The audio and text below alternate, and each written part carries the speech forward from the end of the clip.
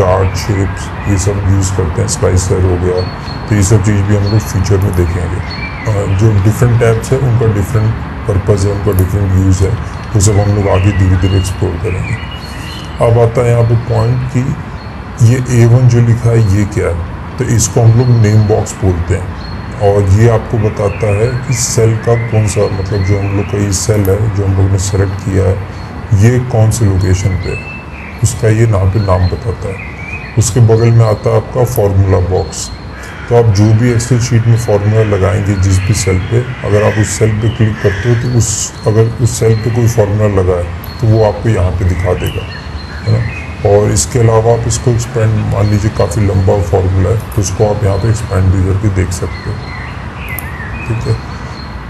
तो फार्मूला बाद में आप जब भी कोई फार्मूला लगाते हैं तो वो आपको यहाँ पे दिखा देगा। तो जैसे एग्जांपल दिखाता हूँ मैं, फार्मूला लगाने के लिए सबसे पहले हम लोग को इक्वल्स टू का साइन यूज़ करना होता है। तो अभी टेंशन मतलब फार्मूला के बारे में हम लोग डिटेल में बाद में बात करें, अभी बस मैं आपको बता रहा हूँ कि फार्मूला बार में फार्मूला दिखता कैसे। तो जैसे मान लो अभी मैं लिखता हूँ 2+2, है ना, नॉर्मल मैथमेटिक्स का कोई भी फंक्शन हम लोग का यूज़ होता है इक्वल्स टू से। तो इक्वल्स टू किया मैंने, 2 को प्लस किया 2 से, ठीक। आप जैसे ही एंटर करोगे वो 4 लिख देगा। आपको यहाँ सेल में 4 दिख रहा है, बट अगर आप उसमें फार्मूला बाद में देखोगे तो आपको 2+2 ही दिखा रहा है, क्योंकि वो एक तरह का फार्मूला है। अब बात करते हैं सेल क्या होता है। तो सेल आपका बनता है इंटरसेक्शन ऑफ रो और कॉलम से, उसको हम लोग सेल बोलते हैं। अब कॉलम क्या होता है, ये जो भी आपको ABCD दिख रहे हैं या आपके वर्टिकल जो है इनको हम लोग कॉलम बोलते हैं। और जो हॉरिजॉन्टली आपको 1 2 3 दिख रहा है, ये पूरा का पूरा लाइन, जैसे 5 हो गया 6 हो गया, इसको हम लोग रो बोलते हैं, ठीक है। तो ये आपका रो और कॉलम हो गया। अब जैसे मान लीजिए यहाँ पे मैं क्लिक करता हूँ तो आप देखोगे कि ये B कॉलम है और रो यहाँ पे जो हाईलाइट हो रखा है वो 2 है। इसका मतलब B2 सेल हम लोगों ने सेलेक्ट किया, और यहाँ पे आपको नेम बॉक्स में उसका नेम भी बताएगा कि कौन सा सेल है, B2। अब इन सेल को आप मतलब मल्टीपल भी सेलेक्ट कर सकते हो, और इसको सेलेक्ट करने के लिए मैंने यूज़ किया है माउस का लेफ़्ट की, उसको आपको क्लिक करके रखना है, छोड़ना नहीं है, और जहाँ तक आप ड्रैग करोगे उतने सेल सेलेक्ट हो जाएंगे, है ना। तो जैसे मान लीजिए मुझे इतना ही सेलेक्ट करना है तो आपको क्लिक होल्ड करके रखना है, और जहाँ भी आप ड्रैग करोगे, है ना, उतने सेल आप सेलेक्ट कर सकते हो। अब हम लोग देखते हैं कि ये शीट क्या होता है। तो शीट में अगर आप राइट क्लिक करोगे तो आपको कुछ ऑप्शन देता है, जैसे कि इंसर्ट, डिलीट, रीनेम, है ना, कॉपी का, और इन सब चीज़ों का ऑप्शन देता है। तो ये सब चीज़ें आप, ये सब फंक्शन, ये सब ऑपरेशन आप शीट पर लगा सकते हो। अगर आपको कोई नया शीट, तो अभी बाय डिफ़ॉल्ट शीट 1 ओपन होता है एक्सेल में। अगर आपको कोई नया शीट ओपन करना है तो राइट साइड में एक छोटा सा प्लस का ऑप्शन होगा, है ना। आप जैसे इस पर क्लिक करोगे एक शीट 2 ओपन हो जाएगा। ऐसे ही आप जितनी बार प्लस करते जाओगे उतनी बार नए नए शीट ओपन हो जाएंगे। अब इन शीट का आप नाम भी चेंज कर सकते हो। तो जैसे मान लीजिए अगर मुझे इसका नाम चेंज करना, आप राइट क्लिक करिए, आपको रीनेम का ऑप्शन देगा, है ना। आप उस पर जाइए, वो पूरा सेलेक्ट हो जाएगा। अब आपको जो भी नाम देना हो, तो जैसे मैं दे देता हूँ कि प्रोजेक्ट 1, ठीक, हम लोग। और उसके बाद आपका जब हो जाए, आप जब नाम डाल लें उस पर एंटर प्रेस कर दीजिए, तो ये आपका प्रोजेक्ट 1 आ गया। अब इसमें मैं क्या कर सकता हूँ कि मान लीजिए अगर मेरा इंपॉर्टेंट प्रोजेक्ट है और मैं चाहता हूँ कि सबसे फ्रंट में रहे, अभी जैसे शीट 1 नंबर 1 पर है, मैं चाहता हूँ कि सबसे आगे आ जाए, तो आप इसको क्लिक करके रखिए, क्लिक एंड होल्ड, और ड्रैग करके आप सबसे आगे ले आइए, तो वो आपका सबसे आगे आ जाएगा प्रोजेक्ट 1। इसके अलावा मैं इसमें क्या कर सकता हूँ, इसमें अगर आप देखोगे एक ऑप्शन आता है आपका टैब कलर का, तो मैं इसको कोई कलर दे सकता हूँ। तो जैसे मान लीजिए मुझे ठीक लग रहा है कि ब्लू कलर, प्रोजेक्ट 1 जो शीट है उसको हम लोग ब्लू कलर में देख सकते हैं। जैसे आप देखोगे तभी आपको ब्लू दिखेगा। ये हो गया। अगर मुझे कोई शीट नहीं चाहिए तो उसको मैं राइट क्लिक करूँगा, यहाँ पे डिलीट का ऑप्शन है, डिलीट। एक बार वो शीट डिलीट हो गया तो फिर वो वापस नहीं आएगा। तो अभी हम लोग को इस शीट पे काम करना है, तो मतलब काफ़ी मतलब जो भी इस पर टाइप करेंगे वो काफ़ी छोटा दिखेगा। तो उसके लिए मैं इसको शीट को थोड़ा जूम कर ले रहा हूँ ताकि आपको देखने में आसानी है। तो यहाँ पे सबसे राइट कॉर्नर में आपको एक जूम का बटन मिलेगा, ना, जूम इन लिखा हुआ। अगर इसको आप क्लिक करोगे तो वो ऐड होता जाएगा। अभी बाय डिफ़ॉल्ट 100 पे होता है, तो जितना आप क्लिक करोगे उतना ऐड होता जाएगा। तो मैं उसको बढ़ा के 200 कर ले रहा हूँ। ठीक, तो अभी ये 200 जूम पे हो गया, तो थोड़ा देखने में इजी रहता है। और अगर आपको उसका थोड़ा जूम आउट या अभी वापस चलना है, जूम आउट करना है आपको, तो आप यहाँ पे वापस जाइए, जूम आउट लिखा हुआ है, आप उसको दोबारा क्लिक करिए तो दोबारा जैसे था वैसे आ जाएगा। एक्सेल को थोड़ा और अच्छे से समझने के लिए मैं यहाँ पे एक टेबल बना रहा हूँ, मतलब कुछ भी एक रैंडम डेटा बना रहा हूँ जो कि एम्प्लॉयज़ का होगा जो किसी कंपनी में जॉब करते हैं, और उसके बेसिस से फिर हम लोग नए नए फंक्शंस लगाएंगे या फॉर्मूले सीखेंगे और फिर फॉर्मेटिंग सीखेंगे। तो सबसे पहले मैं कॉलम का नाम दे रहा हूँ, सीरियल नंबर कॉलम डालेंगे, फर्स्ट नेम एक कॉलम होगा, उसके बाद लास्ट नेम एक कॉलम होगा। हाँ, अब यहाँ पे अगर आप देखो तो नेम का ई लेटर जो है वो सही से दिख नहीं रहा है ना, वो मतलब सी कॉलम के नीचे दब रहा है। तो उसके लिए आपके पास दो ऑप्शन है, एक तो आप दोनों कॉलम के बीच में जाइए, आपको एक प्लस साइन दिखाई देगा, आप उसको क्लिक करके रखिए और जितना आप चाहें उतना साइज बढ़ा सकते हैं उस सेल का, मतलब उस कॉलम का। दूसरा ऑप्शन क्या आता है कि आप दोबारा इसी तरह वापस जाइए दोनों कॉलम के बीच में और आप डबल क्लिक कर दीजिए। तो अगर आप डबल क्लिक करते हैं तो जितना उसको स्पेस चाहिए उस पर्टिकुलर कॉलम को इस फर्स्ट नेम की वजह से, उतना वो अपने आप सेलेक्ट कर लेगा, एक्स्ट्रा स्पेस नहीं लेगा। तो ऐसे अभी मैं सी में भी कर दूंगा। अब जो नेक्स्ट कॉलम आएगा वो आएगा मेरा डेट ऑफ ज्वाइनिंग का, उस एम्प्लॉय ने ज्वाइन कब किया था। इसके बाद नेक्स्ट कॉलम आएगा मेरा सैलरी, जो कि जैन मंथ का होगा, सैलरी फेब मंथ का, और एक और कॉलम आएगा सैलरी मार्च मंथ का। तो यहाँ पे 3 मंथ्स की उसकी सैलरी आएगी। फिर हम लोग देखेंगे सैलरी टोटल, उसके बाद एक कॉलम ले लेते हैं कि एवरेज सैलरी उस एम्प्लॉय का कितना है। और एक और लास्ट कॉलम मैं बना देता हूँ जिसमें हम लोग फर्स्ट नेम और लास्ट नेम दोनों को एक साथ लिखेंगे। अभी यहाँ पे अलग अलग कॉलम में होगा, दोनों को एक साथ लिखेंगे। तो यहाँ पे मैं कर दूंगा मान लीजिए फुल नेम। तो चलिए अभी कोई रैंडम डेटा जनरेट करते हैं, मतलब कोई रैंडम डेटा फिल करते हैं। तो जैसे सीरियल नंबर 1, 2, अभी मैं चाहूँ तो ऐसे मैनुअली पूरा लिखूँ जितना मुझे ज़रूरत है। दूसरा ऑप्शन क्या आता है कि आप 1 और 2 को सेलेक्ट करिए। सेलेक्ट करने के लिए आप जहाँ से सेलेक्ट करना, आपको जहाँ से स्टार्ट करना, उस सेल पे क्लिक करिए, शिफ्ट दबा के रखिए, और जो एरो बटन आते हैं राइट लेफ्ट डाउन वाले, अगर आपको नीचे सेलेक्ट करना है तो राइट नीचे वाला बटन दबाइए, डाउन एरो वाला बटन। अगर आपको राइट सेलेक्ट करना है तो शिफ्ट होल्ड करके रखिए और राइट वाला ले जाइए। ठीक, ऐसे ही आप चारों डायरेक्शन में सेलेक्ट कर सकते हैं। दूसरा ऑप्शन ये है कि आप माउस से सेलेक्ट कर सकते हैं। जैसे ही आप इसको सेलेक्ट करोगे इन दोनों को, यहाँ पे आप कॉर्नर में आओगे, माउस को आप कॉर्नर में लेके आओगे जहाँ पे सेल का इंटरसेक्शन एकदम कॉर्नर पॉइंट, वहाँ पे माउस का एक प्लस छोटा सा सिंबल बन जाएगा। आप उसको क्लिक और होल्ड करके रखिए और आप जहाँ तक जाओगे वहाँ तक वो अपने आप ऑटो फिल कर देगा। तो चलिए मान लीजिए मैं यहाँ तक आता हूँ, तो आप देखिए वो अपने आप यहाँ पे 1 to 10 फिल कर देता है। जैसे आप यहाँ पे सीरियल नंबर को ऑटो फिल कर सकते हो, है ना। तो यहाँ पे अभी मैं सेलेक्ट करके मुझे सिर्फ 5 चाहिए, तो मैं यहाँ पे ले रहा हूँ जहाँ तक ये 5 सीरियल नंबर आ जाएगा। तो यहाँ पे हम लोगों ने ये रैंडम डेटा भर दिया है।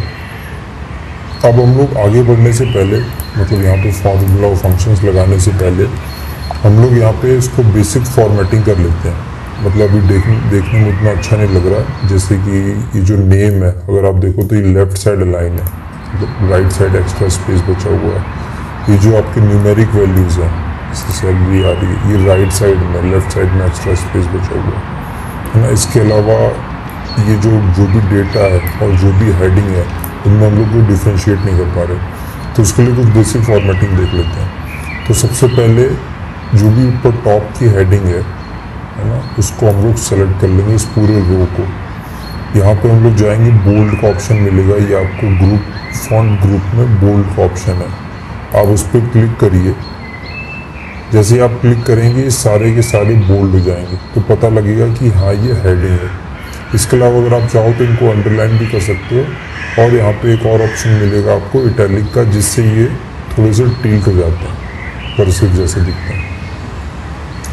और एक और ऑप्शन मिलता है कि आप अगर इनमें कोई कलर देना चाहें तो यहाँ पे जाके आप कलर भी डाल सकते हैं, है ना। तो जैसे मान लीजिए अभी के लिए मैं कोई नॉर्मल कलर ले लेगा, तो मान लीजिए ये लाइट ब्लू, ठीक है, इन सब में कलर आ जाएगा। और इसके अलावा अगर मुझे जैसे ये नंबर है राइट साइड में, मैं चाहता हूँ कि ये सेंटर में आ जाए, है ना, तो आप जिस भी कॉलम को करना है, मान लीजिए इस पूरे कॉलम को भी सेंटर लाइन करना है, तो उस पूरे कॉलम को सिलेक्ट कर लीजिए। तो मैं ए कॉलम को करता हूँ, और सेम आपको असाइनमेंट ग्रुप में जाना है, यहाँ पे आपको एक ऑप्शन मिलेगा सेंट्रल लाइन का, आप उस पर क्लिक कर दीजिए, वो सारे के सारे सेंटर में आ जाएंगे, ठीक। अब जैसे स्पेस ज़्यादा है इसके लिए, तो मैं यहाँ पे डबल क्लिक कर दूँगा, तो पहले देखा हम लोगों ने, तो वो स्पेस जितना इसको चाहिए सीरियल नंबर को, उतना अपने आप ले लेगा। अब मैं ये सेम फॉर्मेटिंग मैं चाहता हूँ कि यहाँ पे भी आ जाए, सेल जनवरी के लिए और फेब के बाकी सभी के लिए। तो मेरे पास एक तो ऑप्शन है कि मैं सेम पूरा इसको सेलेक्ट करूँ और फिर जाके मैं इसको सेंट्रल लाइन करूँ। दूसरा ऑप्शन मेरे पास इजी ऑप्शन ये है कि इसको मैं पूरे को सेलेक्ट कर लूँ जितना ये लाइन है, उसके बाद आप फॉर्मेट पेंटर ले जाओ। जैसे आप फॉर्मेट करिए, आपको क्लिपबोर्ड ग्रुप में मिल जाएगा, फॉर्मेट पेंटर पर आप क्लिक करोगे तो थोड़ा सा हाईलाइट हो जाएगा। अब आपको जहाँ भी फॉर्मेटिंग लगाना है, तो जैसे मान लीजिए मुझे इन सभी में लगाना है, तो इसको सेलेक्ट किया, इस कॉलम में भी लगाना है, इस कॉलम में भी लगाना है, इन तीनों को लगा के आप छोड़ दीजिए, वो अपने आप सेम टू सेम इसी फॉर्मेट में आ जाएंगे, जो भी फॉर्मेटिंग आपने यहाँ पे करी होगी, ठीक। ये तो हो गया आपका हेडिंग का और फॉर्मेटिंग का, बेसिक फॉर्मेटिंग का। इसके अलावा अगर आप देखोगे तो ये जो डेट्स हैं, ये भी यहाँ पे, जैसे आप यहाँ पे क्लिक करोगे, नंबर्स जो आपका ग्रुप है उसमें यहाँ पे एक डेट्स का ऑप्शन दिखाई देगा आपको। अगर आप देखो कुमार पे जो नेक्स्ट है, इस पर क्लिक करते हो तो जर्नल दिखाता है, तो जैसे आप किसी इस पर करोगे डेट पे, तो वो आपको डेट ऑप्शन देगा, और इसको भी वो डेट मान रहा है, तो डेट का फॉर्मेट भी चेंज कर सकते हो। तो जैसे आप यहाँ पे ड्रॉप डाउन दिखाएगा छोटा सा, आप उस पर क्लिक करिए। अगर आपको और एडवांस में जाना है तो आप जाइए मोर नंबर फॉर्मेट्स में, सबसे लास्ट में। जैसे आप क्लिक करोगे डायलॉग बॉक्स दिखाई देगा आपको फॉर्मेट सेल का, तो आप डेट में जाओगे, यहाँ पे डिफरेंट फॉर्मेट्स दिखा रहा है कि आपको इस टाइप का डेट दिखाई देगा, इस टाइप का दिखाएगा। तो अभी के लिए मैं ये वाला सेलेक्ट कर ले रहा हूँ कि डेट आएगा, फिर मंथ और फिर ईयर, ठीक। इसमें काफ़ी सारे अलग अलग फॉर्मेट्स मिल जाएंगे, आप देख सकते हो कि अगर डे भी चाहिए आपको तो डे भी दिखाएगा। अभी के लिए तो मैं ऐसा ही ले लूँगा, जैसे आप सेलेक्ट करोगे अपडेट कर देगा, पहले डेट फिर मंथ और फिर ईयर फॉर्मेट में, ठीक। अब इसमें भी सेम चीज़ कि ये अलाइनमेंट सही नहीं है, तो इसके लिए मैं इस पूरे कॉलम को सेलेक्ट करूँगा, अलाइनमेंट में जाऊँगा और सेंट्रल लाइन कर दूँगा। तो ये तो हो गया आपका बेसिक फॉर्मेटिंग। अब हम लोग देख लेते हैं कि टोटल सम, सैलरी का सम कैसे निकालना है। तो फॉर्मूला या फंक्शन लिखने के लिए सबसे पहले हम लोग उस सेल पे क्लिक करिए जहाँ पे आपको लिखना है, वहाँ पे क्लिक करने के बाद इक्वल्स टू का सिंबल लगाइए और आप लिखिए SUM। जैसे आप सम लिखोगे यहाँ पे आपको ऑप्शंस आ जाएंगे फार्मूलाज के, आप उसको सेलेक्ट कर लीजिए। सेलेक्ट करने के लिए आप टैब दबा सकते हो, जिस पे वो हाईलाइट है वो सेलेक्ट हो जाएगा। अगर आपको कोई नीचे वाले सेलेक्ट करने हैं तो डाउन एरो जो बटन है आप उससे इन पे जा सकते हो, है ना, नीचे वाले ऑप्शंस पे। तो अभी जो सम ऑप्शन है मैं उस पर क्लिक कर रहा हूँ, तो उसके लिए मैं टैब दबा रहा हूँ। टैब दबाते ही वो फार्मूला सेलेक्ट हो जाएगा और फार्मूले के अंदर जो वेरिएबल्स हैं वो आपको डालने होंगे। तो नंबर 1 पूछ रहा है कि किसका सम करना है, तो नंबर 1 मैं यहाँ पे जाके माउस से क्लिक कर दे रहा हूँ, तो वो नंबर 1 ले लेगा। अब फॉर्मूले में जब एक वैल्यू आप सेलेक्ट कर लो तो आपको कॉमा प्रेस करना होता है, तो आप कॉमा प्रेस करो तो पूछ रहा है नंबर 2 कौन सा चाहिए, तो मैं बताऊंगा कि ये नंबर चाहिए मुझे, है ना। फिर से कॉमा, अब वो पूछ रहा है नंबर 3 और ये है नंबर 3। ऐसे करके आप जितने चाहे उतने कॉलम्स या रोज को ऐड कर सकते हो। ये करने के बाद आपको शिफ्ट दबा के इस ब्रैकेट को क्लोज करना है। शिफ्ट दबा के 0 वाले बटन पे होगा क्लोज ब्रैकेट, है ना, और फिर आप एंटर प्रेस कर दो, तो इन तीनों का सम आपको दिखा देगा ही। अब ये सारा सम मुझे बाकी लोगों के लिए भी करना है, गोपाल के लिए, जोसेफ के लिए, हरी के लिए, राजा के लिए। तो यहाँ पे जाके मैं डबल क्लिक कर सकता हूँ। एक ऑप्शन मेरे पास, दूसरा ऑप्शन आता है जैसे हम लोगों ने सीरियल नंबर को ड्रैग किया था वैसे। तो अभी के लिए मैं डबल क्लिक कर दे रहा हूँ। तो जैसे आप डबल क्लिक करोगे ये ऑटो फिल हो जाएगा। तो इसका अगर आप सम देखोगे यहाँ पे आपको राइट साइड में नीचे दिखा रहा होगा 550 है, यहाँ पे भी 550 आ रहा है। तो सम सही है ये, तो ये ऑटोमेटिक फिल कर दे रहा है। अब आप देखो फॉर्मूला बार में आपको फॉर्मूला भी दिखा रहा है ना, जबकि यहाँ पे वैल्यू दिखा रहा है, बट वो बता रहा है कि इस सेल में फॉर्मूला लगा हुआ और उसके कारण ये वैल्यू आ रही जो आपको दिख रही है। ठीक, तो ऐसे हम लोग की टोटल सैलरी आ गई। इसी तरह अगर मुझे एवरेज सैलरी निकालना हो तो मैं यहाँ पे लिखूंगा इक्वल्स टू एवरेज। अब देखो आप यहाँ पे आपको ऑप्शन दिखा रहा है, तो मुझे चाहिए सेकंड वाला ऑप्शन, तो मैं डाउन के की को दबाऊंगा और फिर आपको जो ऑप्शन पे अगर वो आ जाता है आप उसको टैब दबा दीजिए, वो सेलेक्ट हो जाता है।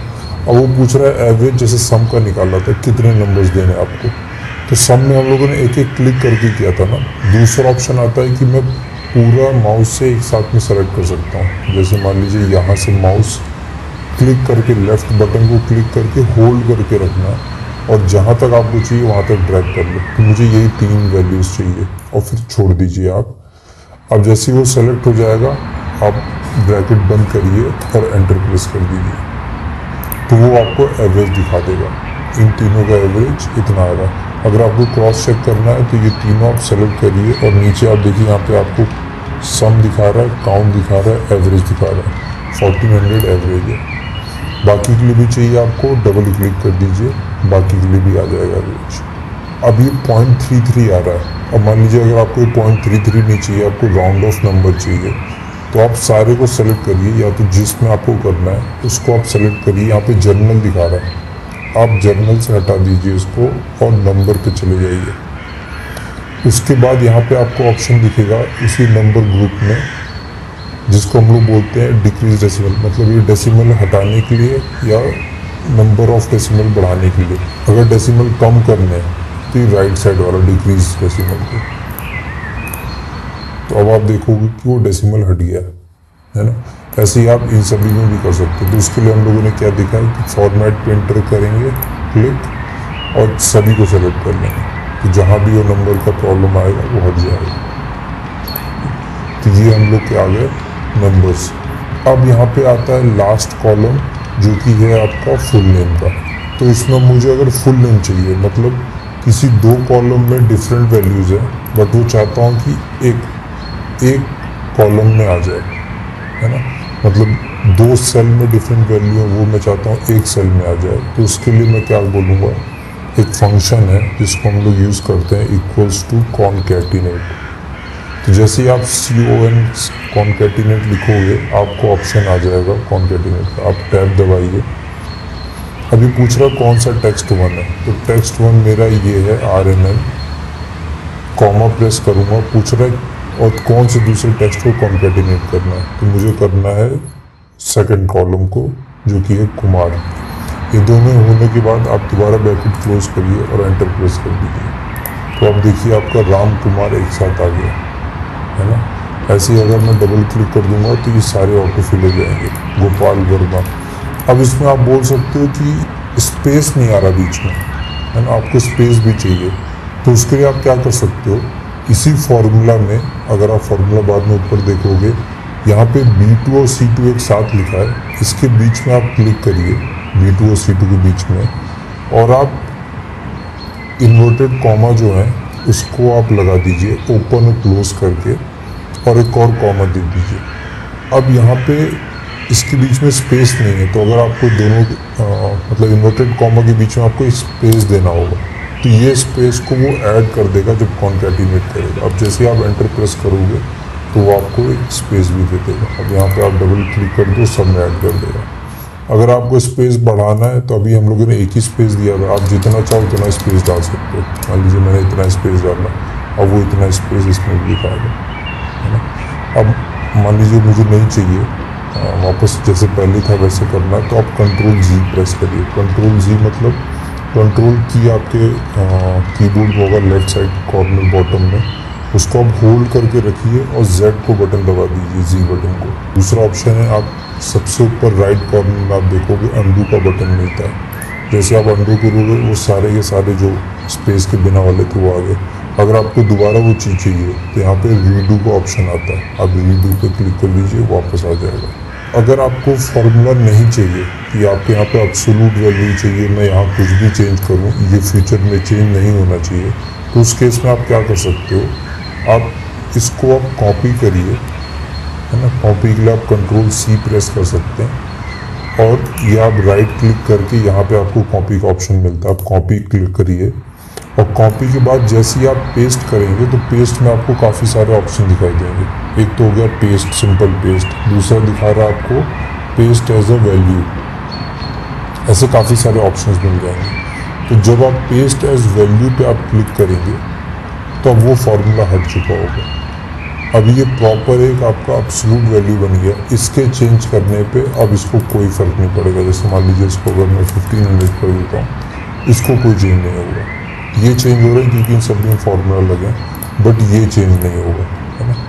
तो अभी के लिए मैं हटा दे रहा हूँ, जैसे पहले था वैसे कर दे रहा हूँ। यहाँ पे सम आ गया, हटाने के लिए सेम कंट्रोल G, है ना। यहाँ पे 1500 आ गया, ठीक है। अब ये तो हो गया हम लोग का बेसिक डेटा। इसको एक और चीज़ हम लोग कर सकते हैं थोड़ा अच्छा देखने के लिए। आप पूरे डेटा को सेलेक्ट करिए। सेलेक्ट करने के लिए सेम चीज़ आप माउस की हेल्प से कर सकते हैं, या तो आप कंट्रोल और शिफ्ट बटन को होल्ड करके रखिए और राइट एरो दबा दीजिए। उससे होगा कि जहाँ तक डेटा है इस पूरे के पूरे कॉलम में या शीट में, वहाँ तक ये सेलेक्ट कर लेगा। और बॉटम का सेलेक्ट करना है तो दोबारा कंट्रोल शिफ्ट और डाउन बटन, तो ये पूरा डेटा सेलेक्ट कर लेगा। और दूसरा ऑप्शन, अभी डेटा बहुत थोड़ा सा है तो हम लोग डायरेक्टली माउस से भी सेलेक्ट कर सकते हैं। इसके बाद आप जाइए फॉन्ट वाले ग्रुप में, इसमें एक आपको ऐसा स्क्वायर बॉक्स सा दिख रहा होगा ऑप्शन, जिसको हम लोग बॉर्डर बटन बोलते हैं। उस पर आप क्लिक करिए, उसको डाउन एरो पे, ड्रॉप डाउन पे। इसमें काफ़ी सारे आपको ऑप्शन दिख जाएंगे कि अगर आपको बॉर्डर चाहिए तो किस तरह चाहिए। अगर सिर्फ बॉटम बॉर्डर चाहिए, सिर्फ टॉप में चाहिए, अभी मुझे ऑल बॉर्डर्स चाहिए, तो मैं इस वाले ऑप्शन पे क्लिक कर दूँगा। तो आप देखोगे कि सभी पे एक बॉर्डर आ गया, तो थोड़ा देखने में ठीक लगता है। अब मान लीजिए कि आपका जितना आपने काम किया अभी आपको सेव करना है ना। अगर आप सेव नहीं करेंगे तो सारा उड़ जाएगा। तो अगर इसको आपको सेव करना है तो आप प्रेस करिए कीबोर्ड पे कंट्रोल S, एक ऑप्शन ये आता है। दूसरा ऑप्शन आप यहाँ से जाके सेव कर सकते हैं, यहाँ पे सेव और सेव एज का ऑप्शन है। तो अभी जैसे मान लीजिए मैं कंट्रोल S प्रेस करता हूँ तो यहाँ पे बता रहा है कि कौन से लोकेशन में फाइल सेव करना है। तो अभी डाउनलोड सेलेक्टेड है, आप वहाँ से चाहे तो कर सकते हैं, या ड्रॉप डाउन करके आप और कोई लोकेशन में सेव करना है। अगर आपको एक्सेल में CSV फॉर्मेट में चेंज करना है वो सब भी आप यहाँ से कर सकते हैं। जैसे आप इस पर क्लिक करेंगे तो यहाँ पे आपको ये सारे ऑप्शंस मिल जाएंगे। CSV फॉर्मेट में कर सकते हैं, एक्सेल बाइनरी वर्कबुक में डाल सकते हैं, है ना। डिफरेंट फॉर्मेट्स हैं एक्सेल को सेव करने के। मतलब ये डिफरेंट फॉर्मेट्स इसलिए होते हैं कि किसी मतलब सॉफ्टवेयर में या एप्लीकेशंस में हम लोग को इस टाइप के फॉर्मेट यूज़ होते हैं, वो ज़्यादा इजी होता है इनको यूज़ करना, तो उसके लिए डिफरेंट फॉर्मेट्स होते हैं। तो अभी तो मैंने एक्सेल के लिए ये फॉर्मेट सेलेक्ट करके रखा है और इसका फाइल का नाम मैं दे रहा हूँ प्रोजेक्ट 1, ठीक। और ये डाउनलोड्स में सेव होगा। आप सेव पे क्लिक कर दीजिए, सेव हो गया। अब जैसे इस डेटा में अगर कोई बेसिक सा कोई सवाल पूछे कि सबसे ज़्यादा सैलरी किसकी है इन तीनों महीनों में मिला के, तो आप क्या करोगे, आप एक रिकॉर्ड में जाके टोटल सैलरी में चेक करोगे, है ना, कि 4200 है, 52, 55 है, लास्ट में आप देख रहे हो 7400 है। फिर आप देखोगे किसकी है, वो राजा राम की है ना। तो अब इसमें अभी तो चलो आपके पास 5 ही डेटा थे तो आपने इजी देख लिया। अभी मान लीजिए अगर आपके पास 500 रोज़ है या 600 रोज़ है तो आप एक एक करके नहीं देख सकते ना।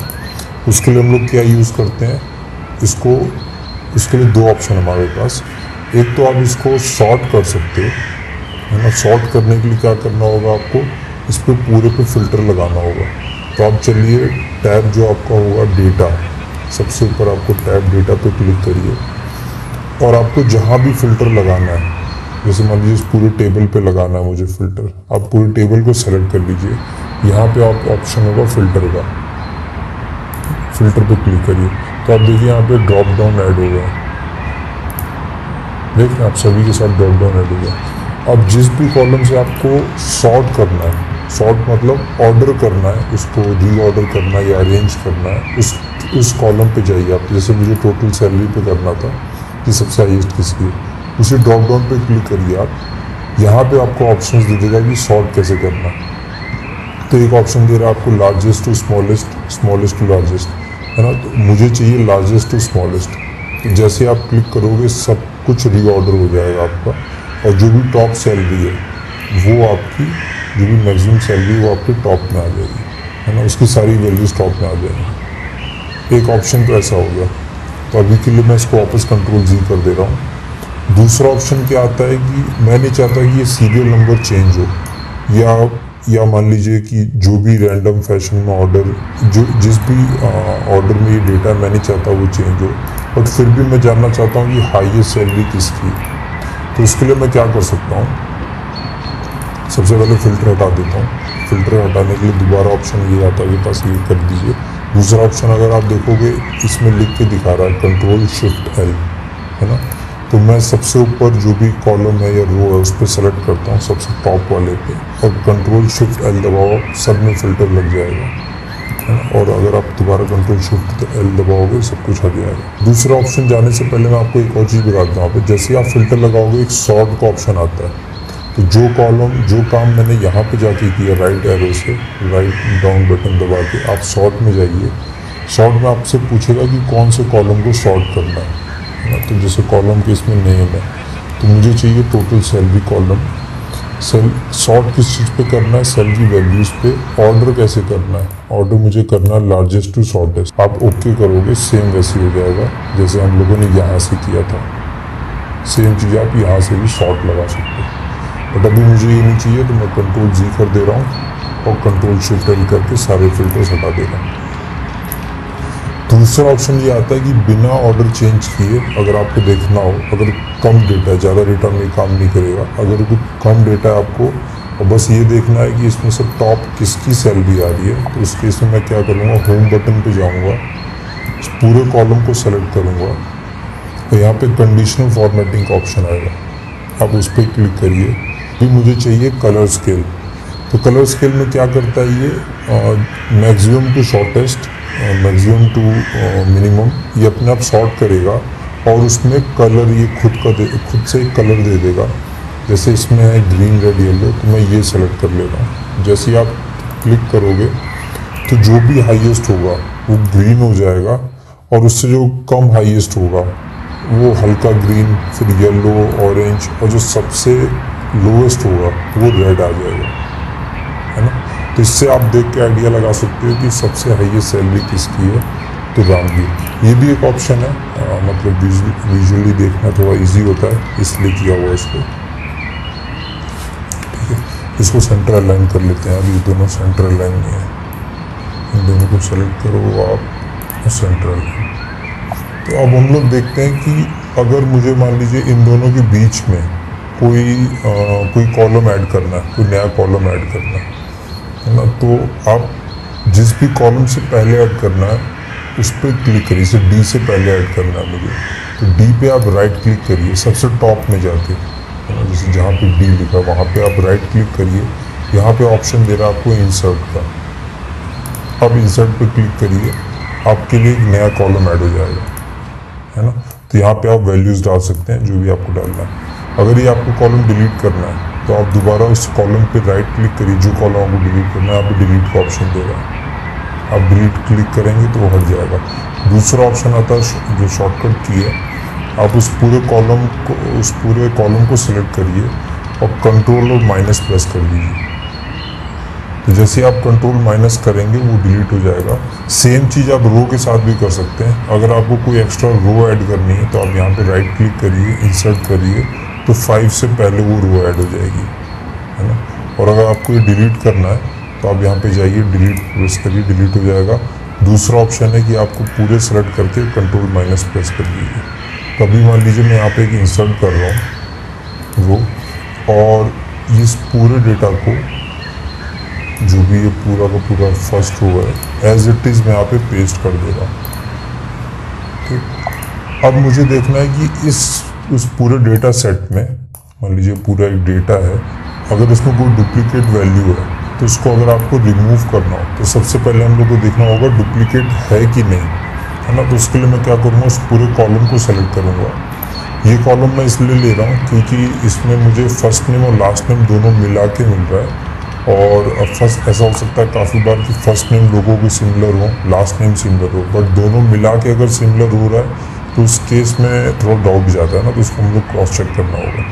तो उस पूरे रो को मैं उस पूरे कॉलम को सेलेक्ट कर ले रहा हूँ। आप जाइए इसमें स्टाइल ग्रुप में और इसमें ऑप्शन होगा आपको कंडीशनल फॉर्मेटिंग का, इस पर आप क्लिक करिए और यहाँ पे आपको ऑप्शन देगा हाईलाइट सेल्स का। तो हाईलाइट सेल में एक बाय डिफ़ॉल्ट एक रूल है डुप्लीकेट वैल्यूज़ का, आप उसको क्लिक कर दीजिए। अब जैसे करोगे तो पूछ रहा है कि किस कलर का चाहिए आपको, है ना। तो मैं बोल दे रहा हूँ अभी रेड कलर का ही ठीक है, आप ओके कर दीजिए।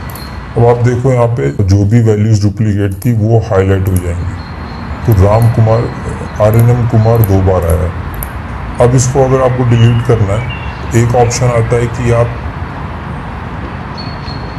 पूरे डेटा को सेलेक्ट करिए, डेटा पे जाइए, यहाँ पे एक ऑप्शन दिखेगा आपको रिमूव डुप्लीकेट्स का, जो कि आपके डेटा टूल्स में होगा। जो डेटा टूल्स का ग्रुप है उसमें आपको मिलेगा रिमूव डुप्लीकेट्स का। आप जैसे ही क्लिक करोगे वो पूछ रहा है कि सभी कॉलम्स में आपको देखना है डुप्लीकेट्स और फिर रिमूव करना है। अगर किसी भी कॉलम में वैल्यू सेम नहीं होगी तो वो नहीं करेगा, क्योंकि अभी हम लोगों ने सारा सेलेक्ट किया।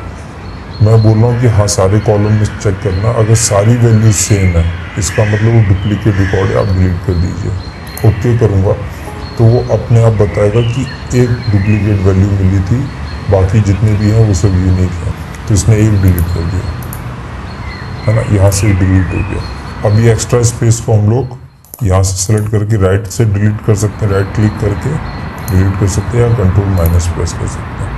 अभी हम लोग क्या करते हैं, इसके ऊपर एक हेडिंग दे देते हैं। तो अगर मुझे हेडिंग देना है, इसके ऊपर स्पेस चाहिए, वहाँ पे सबसे टॉप पे जाके मैं राइट क्लिक करूँगा, इंसर्ट का ऑप्शन, इंसर्ट। अब मुझे अगर और रो इंसर्ट करनी है, मतलब एक ही प्लेस पे, तो बार बार जाके राइट क्लिक करके इंसर्ट करने से अच्छा है कि एक शॉर्टकट है कंट्रोल-Y का, मतलब ये रिपीट करेगा उसी स्टेप को। मैं जितनी बार कंट्रोल-Y दबाऊँगा उतने वो नए नए आपके लिए कॉलम रोज़ बनाता जाएगा। ठीक, बट अभी मुझे उतने नहीं चाहिए, तो इसे हटा दे रहा हूँ कंट्रोल-। अब यहाँ पे मैं इसके टॉप पे एक हेडिंग लिखता हूँ जो कि इसका नाम कवर करेगा। इसका नाम क्या है, तो मैं लिख देता हूँ एम्प्लॉय। अभी ये सेंट्रल लाइन है इसलिए आपको नहीं दिख रहा। आप होम बटन पे जाइए, मैं चाहता हूँ कि ये सारा कुछ मिला के सेंटर में आ जाए। उसके लिए क्या करूँगा, मैं यहाँ से यहाँ तक जहाँ तक मुझे वो सेंटर अलाइन करना है और ये पूरा का पूरा एक सेल बन जाए। उसके लिए मैं क्या करूँगा, मर्ज ऑप्शन का, इसमें मर्ज का एक ऑप्शन आता है, आप इसको सेलेक्ट करिए जितने सेल्स को आपको मर्ज करना है। आप अलाइनमेंट में जाइए ग्रुप में, यहाँ पे एक ऑप्शन है मर्ज इन सेंटर का। आप जैसे ही क्लिक करेंगे वो अपने आप सेंटर में आ जाएगा। बट इसको नीचे वाले रो को भी हम लोग सेंटर में ले लें। दोबारा आप इस पर मर्ज पे क्लिक करिए, सब कुछ अनसेलेक्ट हो जाएगा। अब फिर से क्लिक करिए, वो सेंटर में आ जाएगा। अलाइनमेंट में जाइए आप, यहाँ पे अलाइनमेंट ग्रुप में गए, मिडिल अलाइनमेंट का ऑप्शन, इस पर जाइए, सेंटर में आ जाएगा। इसके बाद हम लोग दोबारा बॉर्डर्स में जाएंगे, यहाँ पे एक ऑप्शन है थिक बॉर्डर्स का, थिक बॉर्डर्स दे देंगे। चारों तरफ देखोगे एक थिक बॉर्डर आ जाएगा, थोड़ा देखने में ठीक लगता है। अब इसमें अगर आप चाहो तो कोई कलर डाल सकते हो, है ना, आप जो भी कलर सेलेक्ट करना चाहो वो सेलेक्ट कर सकते हो। तो जैसे मान लीजिए मैं कोई भी एक हल्का कलर ले ले रहा हूँ इस टाइप का, ये आ गया। अब इसका फ़ॉन्ट का साइज़ बढ़ाना है तो आप यहाँ पे जाइए, increase font size, font group में, और आप जितना चाहो उतना बढ़ा सकते हो। तो मैं 18 रख रहा हूँ और इसको बोल्ड कर दे रहा हूँ, है ना। तो ये आपका हो गया सैलरी, एम्प्लॉय का सैलरी डिस्क्रिप्शन, जहाँ पे ये सारा का सारा डिटेल आपको मिलता है। तो इसमें हम लोगों ने ऑलमोस्ट सारे बेसिक चीज़ें कवर कर ली हैं। इसके अलावा आप कुछ कुछ चीज़ें और देख सकते हो या एक्सप्लोर कर सकते हो। वो आप जैसे जैसे करोगे वैसे वैसे सीखोगे। जैसे कि मान लीजिए मैं कोई एक लाइन लिखता हूँ, Ram has the highest salary, है ना, कि राम की हाईएस्ट सैलरी है। तो अगर इसको मैं चाहता हूँ कि एक ही सेल के अंदर आ जाए, यहाँ पे एक ऑप्शन है रैप टेक्स्ट का। अब जैसे क्लिक करोगे एक सेल के अंदर ही सब कुछ आ जाएगा। ये पूरा एक सेल बन गया। ये मतलब अब इसका जो आपका रो है उसकी थोड़ा साइज इंक्रीज हो जाएगा, हाइट, क्योंकि एक सेल में आ रहा है। ये रैप टेक्स्ट ये काम करता है ना। जैसे आप रैप क्लिक करोगे उसमें एक सेल के अंदर आ जाएगा। इसके अलावा आप परसेंटेज लगाना चाहो तो अगर आप कोई भी वैल्यू लिखते हो, जैसे मान लीजिए मैंने 21 लिखा, मैं चाहता हूँ कि ये 21% हो, ना कि नंबर, तो आप यहाँ पे जाके परसेंट पे क्लिक करोगे। अब इसने 200 कर दिया और ये आपका 21% बन जाएगा। ऐसे ही आप इसमें फॉन्ट चेंज कर सकते हो, है ना। तो जैसे मान लीजिए जो हेडिंग है मैं चाहता हूँ उसका फॉन्ट कुछ और जाए, तो यहाँ पे आपको फॉन्ट वाले ग्रुप में सबसे ऊपर कैलिबरी लिखा होगा, उसके बगल ऑप्शन है यहाँ पे ड्रॉप डाउन, आप उस पर क्लिक करोगे, यहाँ पे डिफरेंट फॉन्ट्स मिल जाएंगे। अभी आप स्क्रीन पे देख रहे होगे कुछ रैंडम नंबर्स लिखे हुए यहाँ पे जो कि डेसिमल डिजिट्स में है।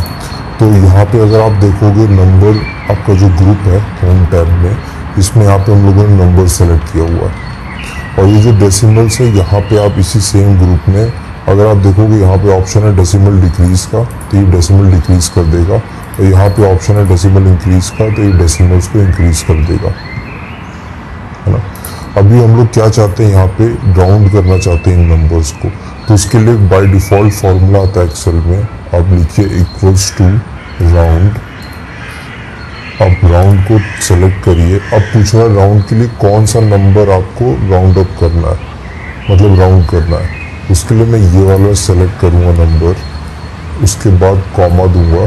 पूछ रहा है कितने डिजिट के लिए आपको राउंड करना है, तो मैं चाहता हूँ 0 डिजिट के लिए, मतलब जैसा है एब्सोल्यूट नंबर चाहिए। अगर आप देखोगे तो अब ये 1.00 बन गया। अगर मैं डबल क्लिक करता हूँ तो ऑटो फिल कर देगा 1 2, यहाँ से भी इसने 2.9 था उसको 3 कर दिया, 8.9 को 9 कर दिया, 1.3 को 1 कर दिया, है ना। यहाँ पे मैं एक और नंबर ऐड कर दूँ ताकि डाउट क्लियर हो जाए। मान लीजिए अगर कोई नंबर होता 4.55599 करके, तो उसको ये बाय डिफ़ॉल्ट 5 में कन्वर्ट कर देगा, क्योंकि 4.5 से ज़्यादा है नंबर, ठीक है। अब हम लोग देखते हैं कि राउंड अप क्या करता है। अगर इक्वल्स टू में लिखता राउंड, यहाँ पे आपको लास्ट ऑप्शन मिलेगा राउंड अप का, इसको सेलेक्ट करता हूँ। इसमें भी सेम नंबर देंगे और पूछ रहा है कितने डिजिट के लिए करना है, तो इसमें भी मैं चाहता हूँ 0 डिजिट के लिए। तो राउंड अप में आप देख सकते हो कि ये एक नंबर इंक्रीज कर देता है। 1 पॉइंट कुछ भी आएगा, 0.3 भी आ रहा है तो उसको 2 पे भेज देगा, 2 पॉइंट कुछ भी आएगा उसको 3 पे भेज देगा, 8 पॉइंट कुछ भी आया उसको 9 पे, 4 पॉइंट कुछ भी 5 पे। तो नाम ही इसका राउंड अप करना, तो ये आपको डिसाइड करना होगा इसको कब यूज करना है। सिमिलरली सेम टू सेम ऐसे ही आपका आता है राउंड डाउन, जो कि सेकंड नंबर पे है, उसको सेलेक्ट करो। इसमें भी आपको नंबर सेलेक्ट करना है और मैं भी ये चाहता हूँ 0 डिजिट के लिए राउंड अप हो। तब ये क्या करेगा, डाउन करेगा। इसका जस्ट अपोजिट, इसमें क्या कहता है 2 पॉइंट कुछ भी आएगा उसको 1 बढ़ाता है, इसमें कुछ भी होगा 1 पॉइंट भले ही 99, जैसे इसमें आप देखो 2.999 है ना, इसको राउंड अप करते हैं 3 आता है, बट ये क्या करेगा राउंड डाउन कर देगा। 2 पॉइंट कुछ भी होगा उसको फर्स्ट डिजिट जो भी वो ले लेगा, 8 पॉइंट कुछ भी होगा ये 8 ले लेगा, 1 पॉइंट कुछ भी होगा 1, 4 पॉइंट कुछ भी होगा 4, है ना।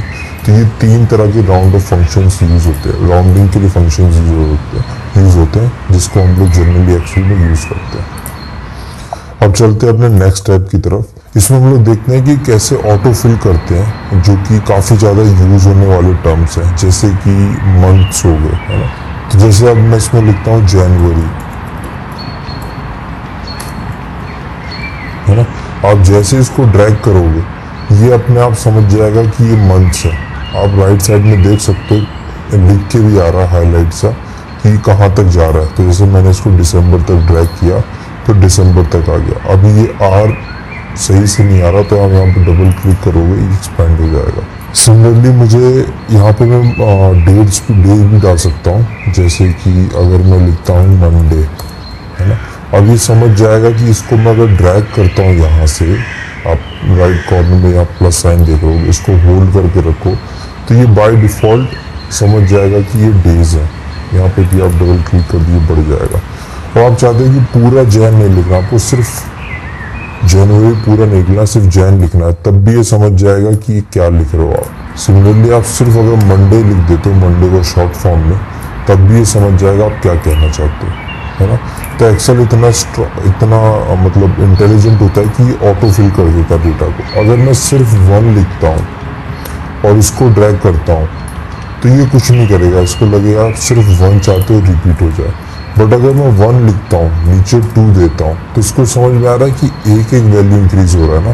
तो अभी आप जैसे यहाँ पे ड्रैग करोगे वो नंबर इंक्रीज होने लगेगा। अब देखो, अब यहाँ से 1 2 3 अप टू 12 चला गया, है ना। तो इतना समझदार ये एक्सेल होता है। अब हम लोग चलते हैं अपने शीट नंबर 1 पर। तो ये शीट आप यहाँ पे देख सकते हैं, जिसमें हम लोगों का एक डेटा है जो कि RNM स्कूल का है। इसमें बच्चों के स्टूडेंट्स के नाम है, उनके जेंडर, एज, क्लास, कौन से हाउस के हैं वो बच्चे, यूनिट टेस्ट 1 2 और फाइनल टेस्ट का डेटा है, और साथ ही साथ उनकी एक ईमेल आईडी है। तो ये बेसिक हमारे पास डेटा है। अब इसमें हम लोग क्या करेंगे, सबसे पहले हम लोग ये देखते हैं कि किसी भी एक सेल के अंदर कमेंट कैसे ऐड करते हैं। एग्जाम्पल, जैसे मान लीजिए कि ये माधव की जो आईडी है ये अब काम नहीं करती, मुझे पता है ये।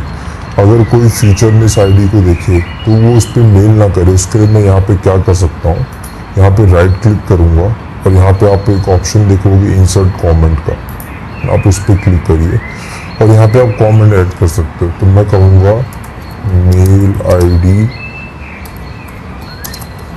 नॉट वर्किंग, ठीक। अब इसको चाहो तो आप थोड़ा सा बोल्ड कर सकते हो, तो मैं इसका साइज़ बढ़ा दे रहा हूँ, 9 है बाई डिफ़ॉल्ट, मैं 12 कर दे रहा हूँ और इसका साइज़ थोड़ा कम कर दे रहा हूँ ताकि देखने में थोड़ा अच्छा लगे। अब आप बाहर क्लिक कर दीजिए कहीं भी। अब जैसे आप इसके ऊपर हॉवर करोगे आपको दिख जाएगा मेल आईडी नॉट वर्किंग, है ना। तो फ्यूचर में अगर इसको कोई डेटा को रिव्यू करता है या आप इसमें कोई कमेंट ऐड करना चाहते हो तो ऐसे ऐड कर सकते हो। अगर आप इस पर दोबारा इसी सेल पे राइट क्लिक करोगे तो आप इस कमेंट को चाहो तो एडिट कर सकते हो, चाहो तो डिलीट कर सकते हो। तो अभी के लिए मैं इसको डिलीट कर दे रहा हूँ, तो वो कमेंट यहाँ से हट जाएगा। तो ये हो गया आपका कमेंटिंग का पार्ट। अब आती है बारी की, इसमें हम लोग फिल्टर्स के साथ डेटा को कैसे मैनिपुलेट कर सकते हैं या डेटा को कैसे हम लोग ऑर्गेनाइज कर सकते हैं। तो जैसे अगर आपको फ़िल्टर लगाना है तो लास्ट वीडियो मैंने बताया था आपको कि आप डेटा टेबल में जाके एक तो फ़िल्टर लगा सकते हो यहाँ से। दूसरा ऑप्शन आता है कि आप Ctrl+Shift+L प्रेस करिए, बाय डिफ़ॉल्ट यहाँ पे फ़िल्टर्स लग जाएंगे, आप ड्रॉप डाउन देख सकते हैं।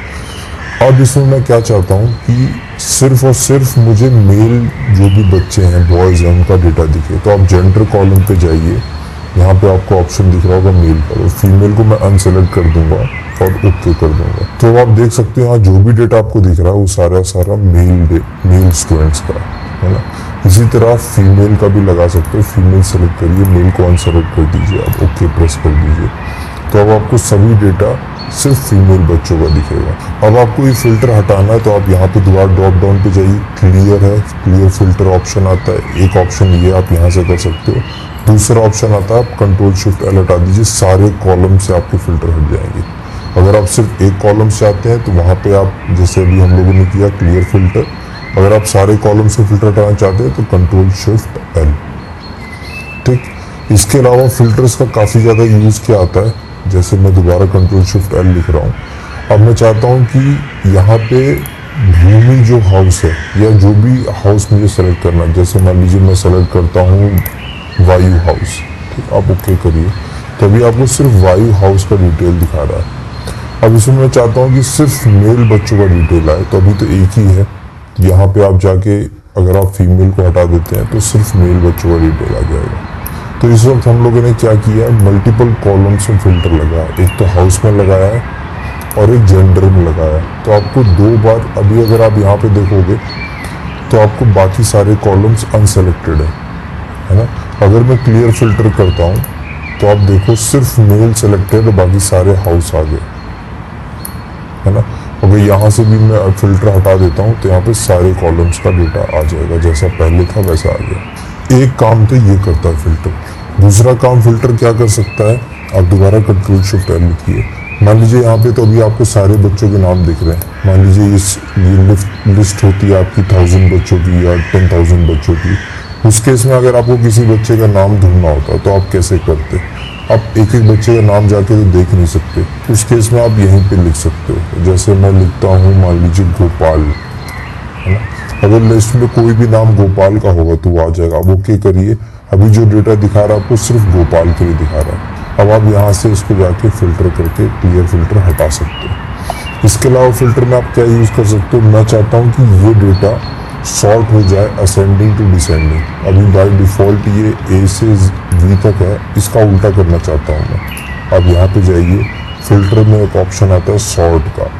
अब सॉर्ट कर दिए Z to A, तो अब आप देखोगे कि ये V से लेके A तक डेटा ऑटोमेटिक फिल्टर हो गया, सॉर्ट हो गया। इसके अलावा आप क्या कर सकते हो, दोबारा मैं फिल्टर हटाता हूँ। अब मैं चाहता हूँ कि फाइनल टेस्ट स्कोर के बेसिस पे हो, जिसका हाईएस्ट वो सबसे ऊपर आए, तो मैं करूँगा लार्जेस्ट टू शॉर्टेस्ट। अब आप देखोगे जिसका सबसे हाईएस्ट स्कोर है वो है अभिमन्यु, इसका है 99 स्कोर। सेकेंड हाईएस्ट आपका आता है वृंदा का। थर्ड हाईएस्ट आपका है केशव का, जिसका 96 है। एक्चुअली थर्ड हाईएस्ट में 2 बच्चों का कॉमन है, एक का 96, दोनों का 96 है, एक केशव एक गोपी, है ना। तो ऐसे आप डेटा को सॉर्ट कर सकते हो। इसके अलावा चाहो तो आप मल्टीपल कॉलम्स में भी सॉर्ट कर सकते हो। मल्टीपल कॉलम्स में कैसे, आप फिल्टर में जाइए, सॉर्ट ऑप्शन में जाइए, यहाँ पे आप फिल्टर क्लिक करिए कि मैं चाहता हूँ ए जाए स्मॉलेस्ट टू लार्जेस्ट, है ना। इसके अलावा ऐड लेवल करिए आप। फिर मैं चाहता हूँ कि वो बच्चे का फाइनल स्कोर के बेसिस पे सिलेक्शन हो, मतलब फिल्टर लगे लार्जेस्ट टू शॉर्टेस्ट। अब ये 2 फिल्टर मैं चाहता हूँ, ओके करिए। अब आप यहाँ पे देखोगे कि सबसे पहले हम लोगों ने क्या बोला था कि ए से सॉर्ट हो, तो सबसे पहले जो भी मिनिमम एज है वहाँ से आ गया 11 से 17 तक। अब ये 11 बच्चा था 11 साल का, उसका हाईएस्ट स्कोर था 91। जो 12 एक ही बच्चा है उसका 89 है। बट यहाँ देखो, आप यहाँ पे 3 बच्चे हैं जो कि 14 ईयर्स के हैं। इसमें इसने क्या किया, सबसे हाईएस्ट स्कोर 14 ईयर्स में वृंदा का है, कितना है 98। सेकंड किसका है, इंदु का, कितना है 89। थर्ड आता है आपका गोपाल, उसका कितना है 79। तो यहाँ पे ये सॉर्ट करेगा। ऐसे ही अगर आप 16 में भी देखोगे आप, तो इसमें भी इसने सॉर्ट किया हुआ है, सबसे हाईएस्ट 99 और फिर ऐसे ही करता है। तो इस तरह से आप मल्टीपल कॉलम्स में फिल्टर लगा सकते हैं। तो ये हो गया आपके फिल्टर्स लगाने का तरीका। एक और चीज़ आप फिल्टर्स में कर सकते हो, वो काफ़ी बार यूज़ होता है। जैसे फाइनल टेस्ट में जाता हूँ, नंबर्स पे आप फिल्टर लगा सकते हो। किसी 2 नंबर के बीच के नंबर चाहिए आपको, या ग्रेटर देन चाहिए या लेस देन चाहिए, तो मैं चाहता हूँ कि नंबर बिटवीन, है ना। तो इस ग्रेटर देन और इक्वल्स टू मैं चाहता हूँ वो हो 91, उससे ज़्यादा हो या उसके बराबर हो। लेस देन और इक्वल्स टू 99 ना, इन दोनों के बीच के नंबर इंक्लूडिंग दीज 2 वो आपको यहाँ पे रिजल्ट में मिल जाएंगे। तो आप देखोगे इन बच्चों के नंबर 91 या 99 के बीच के हैं, है ना। तो ऐसे आप कॉलम्स में फिल्टर लगा सकते हो नंबर फिल्टर्स के। अभी ये हटा रहा हूँ मैं। तो ये सारा बेसिक डिटेल हो गया आपका फिल्टर्स का। अब नेक्स्ट हम लोग टॉपिक देखते हैं कि अभी तो ये बाय डिफ़ॉल्ट मतलब हम लोगों ने एक डेटा बना रखा है, बट इसको मैं चाहता हूँ कि टेबल में कन्वर्ट कर दूँ। उसको आप, अगर आपको देखना है कि ये टेबल में है कि नहीं, उसके लिए आप क्या करोगे, आप इस यहाँ पे क्लिक करिए, इंसर्ट टैब में जाइए, यहाँ पे देखिए टेबल का ऑप्शन। अगर ये आपके लिए हाईलाइटेड है, इसका मतलब ये इंसर्ट टेबल अभी तक नहीं हुआ है, मतलब ये टेबल में कन्वर्ट नहीं हुआ है। मैं जैसे ही क्लिक करूँगा, ये बाय डिफ़ॉल्ट एक पूरा का पूरा रेंज सेलेक्ट कर लेगा, क्योंकि एक्सेल इतना स्मार्ट होता है, इसको ही पता है कि आप इस डेटा को एक टेबल में कन्वर्ट करना चाहते हैं। अगर ये नहीं करता तो आप इसको जैसे मान लीजिए बाय डिफ़ॉल्ट नहीं कर रहा है ये, तो आप फिर यहाँ से मैनुअली सेलेक्ट कर सकते हैं। है ना, सारा सेलेक्ट कर लिया। उसके बाद आप बोल दीजिए माई टेबल हैज़ हेडर्स। अगर आपने ये टिक किया है तो जो भी टॉप का कॉलम होगा आपको, सॉरी जो भी टॉप का रो होगा उसको ये हेडर बना देगा। अब ओके करिए। अब आप यहाँ पे देखिए ये टेबल अपने आप बन गया है और यहाँ पे एक ऑप्शन आपका टैब खुल जाएगा टेबल डिज़ाइन का। थोड़ा सा इजी बनाने के लिए मैं ये ऑप्शन ले लेता हूँ। ये आपको टेबल मिल गया। इसके लिए एक और शॉर्टकट आता है, आप कंट्रोल आप पूरा अपना डेटा जहाँ तक है जितने कॉलम्स और रोज में वो सेलेक्ट करिए और आप कंट्रोल टी प्रेस कर दीजिए। तो ये शॉर्टकट है टेबल बनाने का। अब हम लोग देखते हैं कि इस टेबल में स्लाइसर कैसे ऐड कर सकते हैं। उसके लिए आप जाइए इंसर्ट टैब में, फिल्टर्स में आपको ये फिल्टर्स का ग्रुप है, इसमें ऑप्शन है स्लाइसर्स का। आप जैसे ही ओके करेंगे जो भी टेबल आपका सेलेक्टेड है उस पेज पे, है ना, उस शीट पे, उसके हिसाब से एक स्लाइसर दिखा देगा। अगर आप देखोगे सारे कॉलम्स का हेडर्स है यहाँ पे, जितने भी कॉलम्स आप देख रहे हो। अब मैं चाहता हूँ मुझे स्लाइसर मिले बेस्ड ऑन जेंडर और बेस्ड ऑन हाउस, इन दो के बेसिस पे मिले। अब ओके करिए। आपके लिए 2 स्लाइसर यहाँ पे भेज देगा, है ना। इसको मैं अपने हिसाब से थोड़ा कस्टमाइज़ कर ले रहा हूँ ऐसा, और इसका भी लेंथ काफ़ी ज़्यादा है, इसको मैं ऐसे कर ले रहा हूँ। तो इसका यूज़ क्या होता है, जैसे मैं चाहता हूँ कि ये टेबल में सिर्फ मेल बच्चों का डेटा दिखे, आप मेल पे क्लिक करिए, आपको सिर्फ मेल स्टूडेंट्स का डेटा दिखेगा। अगर आपको नहीं चाहिए आप यहाँ पे जाइए, राइट साइड में ऑप्शन है क्लियर फिल्टर, आप हटा दीजिए, सारे बच्चों का दिखेगा। मैं चाहता हूँ कि सिर्फ जल हाउस के बच्चों का डेटा दिखे, आप जल पे क्लिक करिए, सिर्फ जल हाउस के बच्चों का आ जाएगा। आप फिल्टर हटा दीजिए, सब हट जाएगा। अब अग्नि पे क्लिक करिए, सिर्फ अग्नि के बच्चों का आ जाएगा, है ना। इस तरह करके आप मल्टीपल फिल्टर भी लगा सकते। जैसे भूमि पे क्लिक किया मैंने, अब मैं चाहता हूँ यहाँ पे सिर्फ मेल बच्चों का डेटा है, आप मेल पे क्लिक करिए, यहाँ पे आपको मेल का दिख जाएगा। आप फीमेल पे क्लिक करेंगे उनका डेटा आ जाएगा, है ना। तो ये सब टाइप के आप चीज़ें इजी कर सकते हैं कंपेयर टू आप यहाँ पे जाएं, फिर आप जेंडर सेलेक्ट करें, फिर आप यहाँ पे हाउस पे फिर ये करें। तो यहाँ पे आप 1 क्लिक में कर सकते हैं। ये स्लाइसर का सबसे बड़ा हेल्पफुल होता है, मतलब ये तो देखने में भी काफ़ी अच्छा होता है, डेटा विजुलाइजेशन परस्पेक्टिव से भी, और ईजी टू यूज़ होता है। तो ये हो गया आपका स्लाइसर्स। अब नेक्स्ट हम लोग देखते हैं कि इसमें हम लोग अगर कुछ चीज़ें एक्स्ट्रा ऐड करना चाहते हैं, जैसे मान लीजिए कोई फ़ोटो, जैसे ज़्यादातर क्या होता है जब भी आप किसी क्लाइंट के लिए डेक बनाते हैं या आप कोई फाइल बनाते हैं उनके लिए, कोई ऐसे वर्कशीट कुछ काम करते हैं, तो यहाँ पे आप उनके ब्रांड का नाम लिखते हैं, लोगो लगाते हैं, है ना। तो उसके लिए आप क्या करोगे, इंसर्ट में जाओगे, यहाँ पे ऑप्शन आता है पिक्चर्स का। आप यहाँ पे अपने डिवाइस से कोई भी चीज़ें इंसर्ट कर सकते हो, कोई भी इमेज उसको आप एडिट कर सकते हो। और सिमिलरली आप अगर ऑनलाइन कोई इमेज ढूंढना चाहते हो तो आप यहाँ क्लिक करके जा सकते हो। तभी मैं इमेज की जगह क्या कर रहा हूँ, शेप्स ला रहा हूँ। जो काम हम लोग शेप्स के लिए करते हैं सेम काम पिक्चर्स के लिए भी करते हैं। तो जैसे शेप अगर मैं देखूँ तो जैसे मान लीजिए ये रेक्टेंगल बॉक्स लेके आ रहा हूँ। रेक्टेंगल बॉक्स सेलेक्ट हो गया, आप उसको कहीं पर भी आपको बनाना होगा। उसके लिए मैं क्या कर रहा हूँ, यहाँ पे रेक्टेंगल बॉक्स बना दे रहा हूँ।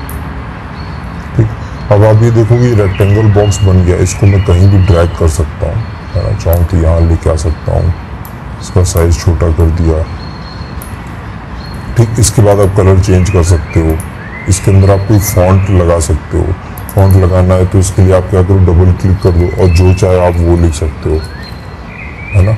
इसके अंदर एक ऑप्शन ये आ जाता है, जैसे कुछ लोग हेडिंग के लिए यूज़ करते हैं, उसके लिए भी आप कर सकते हो। अगर हटाना चाहो तो डबल क्लिक करके हटा सकते हो। इसके अलावा आप इसमें जाओगे शेप फिल में, तो आप यहाँ पे अभी आपने जो भी रैंडम कलर सेलेक्ट किया वो आ जाएगा। मैं चाहता हूँ कोई फिल ना आए तो आप यहाँ पे ऑप्शन आता है नो फिल का, तो वो हट जाएगा। इसके अलावा शेप का जो आउटलाइन है उसका आप अगर देखो हाइट विड्थ कितना है, तो अगर विड्थ इतना कर दोगे आप तो इस शेप का विड्थ इतना ज़्यादा बढ़ जाएगा, है ना। अगर मैं चाहता हूँ कि शेप का विड्थ तो ठीक है, मैं इसका कलर चेंज करना चाहता हूँ, तो आप यहाँ पे जाके कलर चेंज कर सकते हो। जो कलर चाहो आप वो कलर इस सकते हो। जैसे ब्लैक लेते हो तो ये आ जाता है ना। अभी के लिए मैं विड्थ कम कर दे रहा हूँ, जैसे इतना कर दे रहा हूँ। इसके अलावा शेप में आप कुछ एक्स्ट्रा ऐड करना चाहते हो, जैसे डैश, है ना। अब इस डिफरेंट टाइप के डैश ऑप्शन है आपके पास। तो जैसे एक ऑप्शन ये है, तो आपको डेटा अब आपको वो ऐसा दिखेगा जो आपको बॉक्स है। तो ये सब चीज़ें हम लोग कभी कभार यूज़ करते हैं जब आपको किसी चीज़ को हाईलाइट करके दिखाना हो, है ना। आप उसमें कुछ फिल्टर नहीं लगा रहे हो, वो स्टैटिक डेटा हो, उस केस में आप ये सब चीज़ें शेप्स का यूज़ करते हैं। एक और चीज़ आप शेप्स में कर सकते हो, जैसे इसका साइज़ अगर आपको बढ़ाना घटाना है तो वो आप यहाँ से जाके एक तो कर सकते हो, जो आपको राइट साइड में जो डॉट्स दिख रहे हैं उनकी हेल्प से। इसके अलावा जैसे आप शेप्स पे क्लिक करते हो, एक ऑप्शन खुलता है, एक टैब जिसको बोलते हैं शेप फॉर्मेट। यहाँ पे अगर आप ऑप्शन देखोगे तो यहाँ पे भी हाइट विड्थ है, तो यहाँ से भी आप कर सकते हो, रोटेट कर सकते हो, उसको अलाइन कर सकते हो। आप उसको फॉरवर्ड लेके आ सकते हो, बैकवर्ड लेके आ सकते हो। फॉरवर्ड बैकवर्ड का क्या मतलब होता है, जैसे कि अगर मैं यहाँ स्लाइसर के ऊपर लेके आता हूँ उसको, जहाँ पे हाउस लिखा है, अब आप देखो ये स्लाइसर के ऊपर आ रहा है बीच में, है ना। अगर आप इसको यहीं रखना चाहते हो, इसमें एक ऑप्शन आता है सेलेक्ट बैकवर्ड। जैसे आप करोगे जितना पार्ट इसके स्लाइसर के ऊपर आएगा वो हट जाएगा। अब आप देखो पीछे का पार्ट हाईलाइट होगा जो स्लाइसर के ऊपर नहीं, बाकी दिख रहा है आपको। अगर आप इसको आगे लेके आना चाहते हो सेलेक्ट फॉरवर्ड, तो वो अपने आप उसके ऊपर आ जाएगा स्लाइसर के, है ना। अगर आप दोबारा बैकवर्ड करोगे तो वो गायब ही हो जाएगा। मैं कंट्रोल जी कर रहा हूँ क्योंकि मुझे वो चाहिए, तो अभी मैं इसको ला के यहाँ पे रख दे रहा हूँ। तो ये तो हो गया आपका शेप्स का और इमेजेस का। इसी इंसर्ट टैब में एक ऑप्शन आता है आपका हाइपर लिंक का या लिंक का, ठीक, जिसमें आपको जब भी लिंक्स ग्रुप है उसमें आपको ऑप्शन आएगा लिंक, जिसको बोलते हैं add a hyper link. Hyper link का मतलब क्या होता है, जैसे लिंक का मतलब ही क्या होता है कि आप किसी चीज़ को कनेक्ट करना, लिंक का मतलब ये हो गया ना। तो अगर आप किसी सेल को किसी वर्कशीट के साथ कनेक्ट करना चाहते हैं, है ना, या आप किसी और डेटा सोर्स के थ्रू किसी पेज के वेबसाइट के यूआरएल के थ्रू कनेक्ट करना चाहते हैं, वो सभी काम आप इस लिंक के थ्रू कर सकते हैं। एग्जाम्पल जैसे मैं आपको देता हूँ, जैसे मान लीजिए यहाँ पे जो नेम है ना, इन बच्चों का नेम को मैं कॉपी करता हूँ, कंट्रोल सी, एक और नया टैब बना रहा हूँ और वहाँ पे करता हूँ कंट्रोल वी, इसका साइज में इंक्रीज कर दे रहा हूँ, कुछ ज़्यादा ही हो गया। जैसे ही बच्चों के नाम आ गए, सिर्फ बच्चों के यहाँ पे सेपरेट नेम है। अब मैं चाहता हूँ कि अगर किसी को सिर्फ नेम देखना है तो उसके लिए वो एक टैब में जा सकता है, जिस टैब का नाम है शीट 4। तो इसका मैं नाम चेंज कर दे रहा हूँ डबल क्लिक करके, नेम्स, ठीक। अब यहाँ पे राइट क्लिक करके भी कर सकते हो, अभी मैं नेम कर दे रहा हूँ। अब दोबारा शीट 1 पे चलेंगे। अब आप यहाँ पे करिए कंट्रोल के, जिस भी जगह आपको हाइपर लिंक ऐड करना है वहाँ पे आप क्लिक करिए और प्रेस करिए कंट्रोल के, तो ये विंडो ओपन हो जाएगा आपके लिए, है ना, ये डायलॉग बॉक्स। या दूसरा चीज़, आप दोबारा यहाँ पे जाइए लिंक्स में, इंसर्ट टैब में लिंक्स ग्रुप में, अब लिंक्स पे क्लिक करिए, सेम टैब ओपन हो जाएगा, है ना। अब इसमें आपके पास मल्टीपल ऑप्शन आ जाते हैं लिंक ऐड करने के। तो अभी मैं क्या चाहता हूँ कि इसी डॉक्यूमेंट के ऊपर मैं एक इमेज, एक अपना लिंक ऐड करना चाहता हूँ, क्योंकि अगर आप देखोगे शीट नेम, जो शीट 1 और शीट नेम में, ये एक ही वर्कबुक के अंदर आता है। तो यहाँ पे ऑप्शन दिया है प्लेस इन दिस डॉक्यूमेंट। अब ओपन करिए। अब आपको जितने भी इसके अंदर इस वर्कबुक के अंदर जितने भी शीट्स हैं वो सभी दिखा रहा है आपको। शीट 1 नेम, मैं चाहता हूँ कि ये जो कॉलम है ये कनेक्ट हो जाए मेरा शीट नेम से। अब शीट नेम में तो कनेक्ट हो गया। अब उसमें पूछ रहा है कि कॉलम का नेम कहाँ से स्टार्ट होता है, सेल का रेफरेंस, तो इसने A1 लिया बाय डिफ़ॉल्ट। अभी के लिए मैं ओके कर रहा हूँ। तो आप देखो यहाँ पे जाके A1 सही में A1 से ही स्टार्ट हो रहा है ना।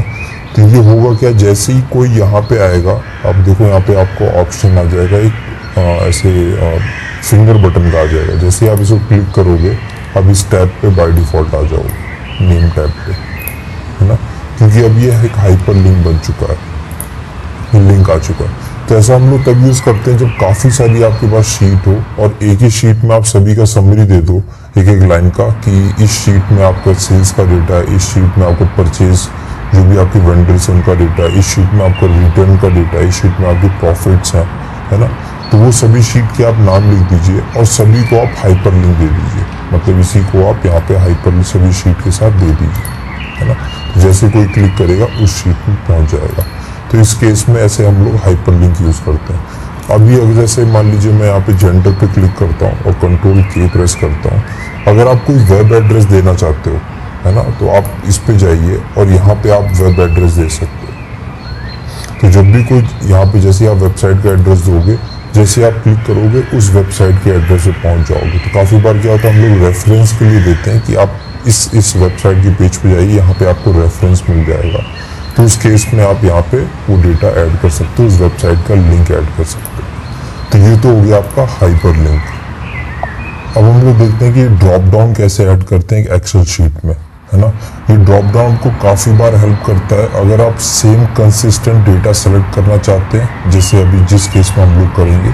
तो उसके लिए हम लोग को क्या चाहिए होगा, एक सबसे पहले आपको एक टेबल चाहिए होगा जिसमें आपके जो भी ड्रॉप डाउन्स के अंदर जो भी आपकी लिस्ट आएगी, जो भी ऑप्शंस आएंगे, वो आपको एक टेबल में डालना होगा। जैसे अभी मैंने यहाँ पे ग्रेड्स लिखे हुए हैं ABC, तो इसको मैं क्या करूँगा, अभी एक टेबल में कन्वर्ट कर दूंगा।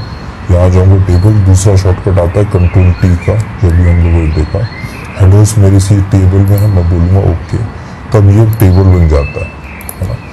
अब जहाँ पे भी आपको ड्रॉप डाउन ऐड करना, वहाँ पे आप क्लिक करिए और आप जाइए डेटा में, है ना। डेटा में एक ऑप्शन आता है डेटा वैलिडेशन का, आप उस पर क्लिक करिए। जैसे आप ओपन करोगे, सबसे पहले आपको यहाँ पे दिखेगा सेटिंग्स में अलाउ में, है ना, कौन सी चीज़ को अलाउ करना। तो मैं चाहता हूँ कि लिस्ट अलाउ करे वो।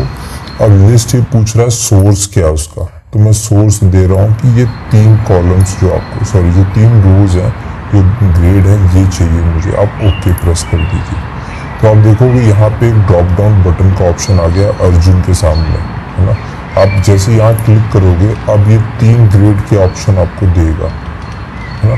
क्योंकि मैं नहीं चाहता कि कोई D ग्रेड दे दे या E या A+, अपने मन से कोई ग्रेड बना दे। मैं चाहता हूँ डेटा कंसिस्टेंट हो, जो भी इस पे काम करे। जैसे अब इस अर्जुन को A दिया हम लोगों ने, इसी तरह से आप इसी ड्रॉप डाउन को यहाँ पे कॉपी करके पेस्ट कर सकते हो। तो ये ड्रॉप डाउन का ऑप्शन आपके पास हर कॉलम में आ जाएगा। दूसरा ऑप्शन आता है कि आप यहाँ से ड्रैग कर लीजिए, तो सभी कॉलम्स में वो आपका ड्रॉप डाउन का ऑप्शन आ जाएगा। जैसे मैं मान लीजिए माधव को A दे देता हूँ, वृंदा को B, है ना, इंदु को B और गोपाल को C ऑफ ग्रेड दे देता हूँ। तो ऐसे आपको सभी ग्रेड्स यहाँ पे मिल जाएंगे। तो ये तो हो गया आपका ड्रॉप डाउन।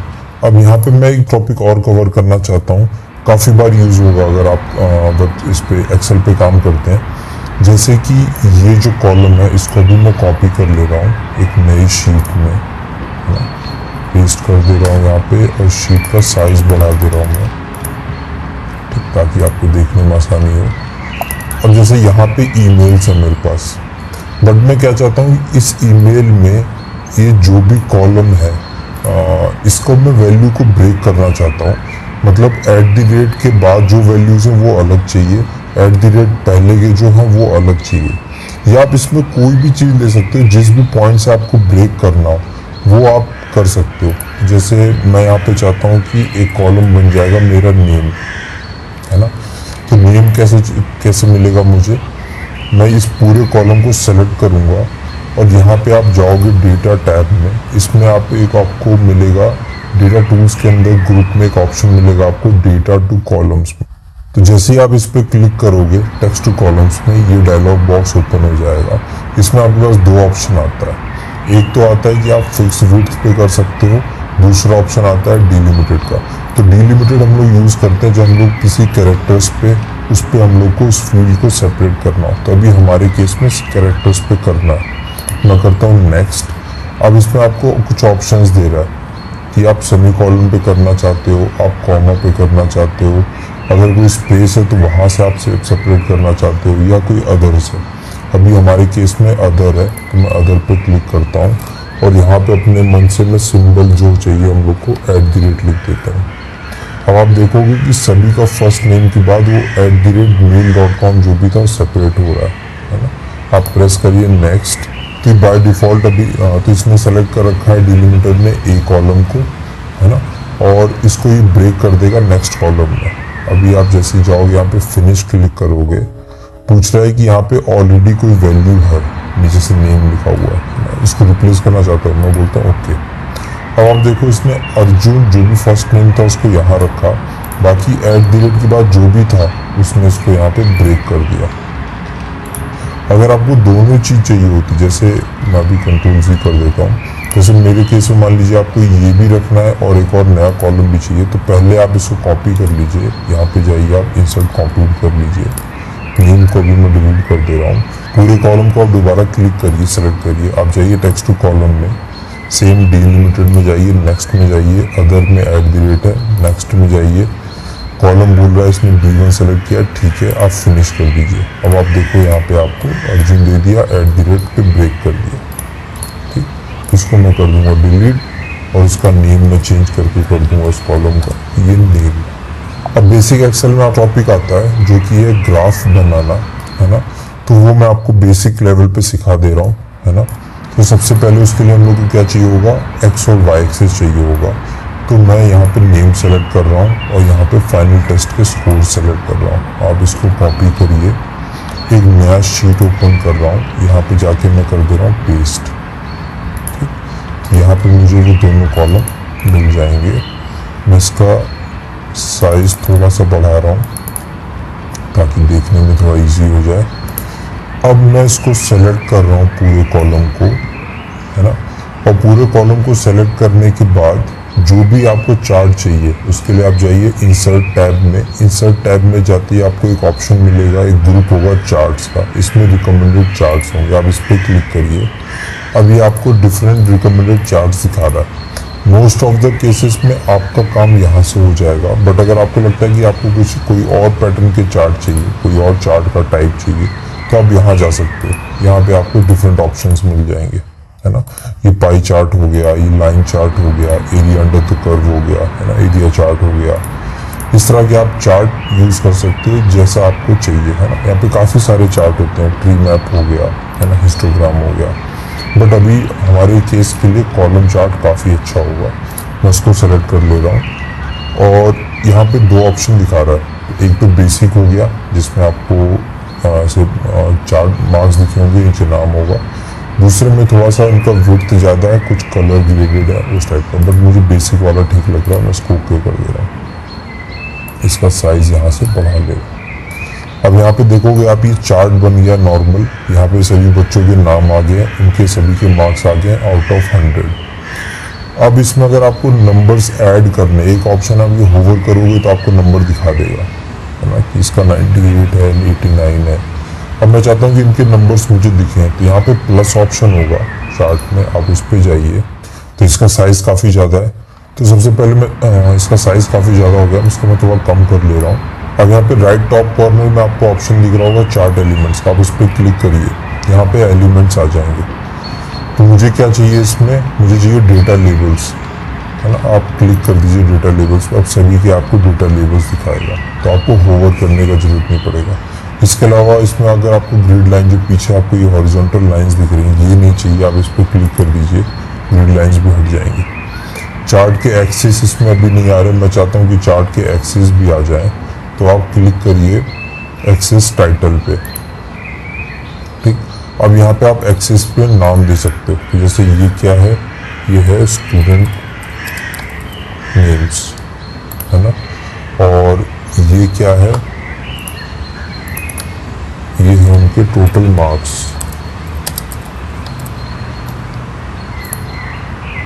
तो यहाँ पे हम लोगों ने लिख दिया टोटल मार्क्स, स्टूडेंट्स नेम, और ये अब चार्ट ऐसा बेसिक चार्ट ऐसा बन के तैयार हो गया। अब हम लोग सीखेंगे वी लुकअप को यूज़ करना। तो उससे पहले हम लोग जान लेते हैं कि वी लुकअप होता क्या है। तो वी लुकअप का फुल फॉर्म होता है वर्टिकल लुकअप, है ना, और इसको हम लोग यूज़ करते हैं एक्सेल में जब हम लोग को किसी भी कॉलम के सामने उसकी रिस्पेक्टिव वैल्यूज चाहिए हो इसी कॉलम के बेस पे।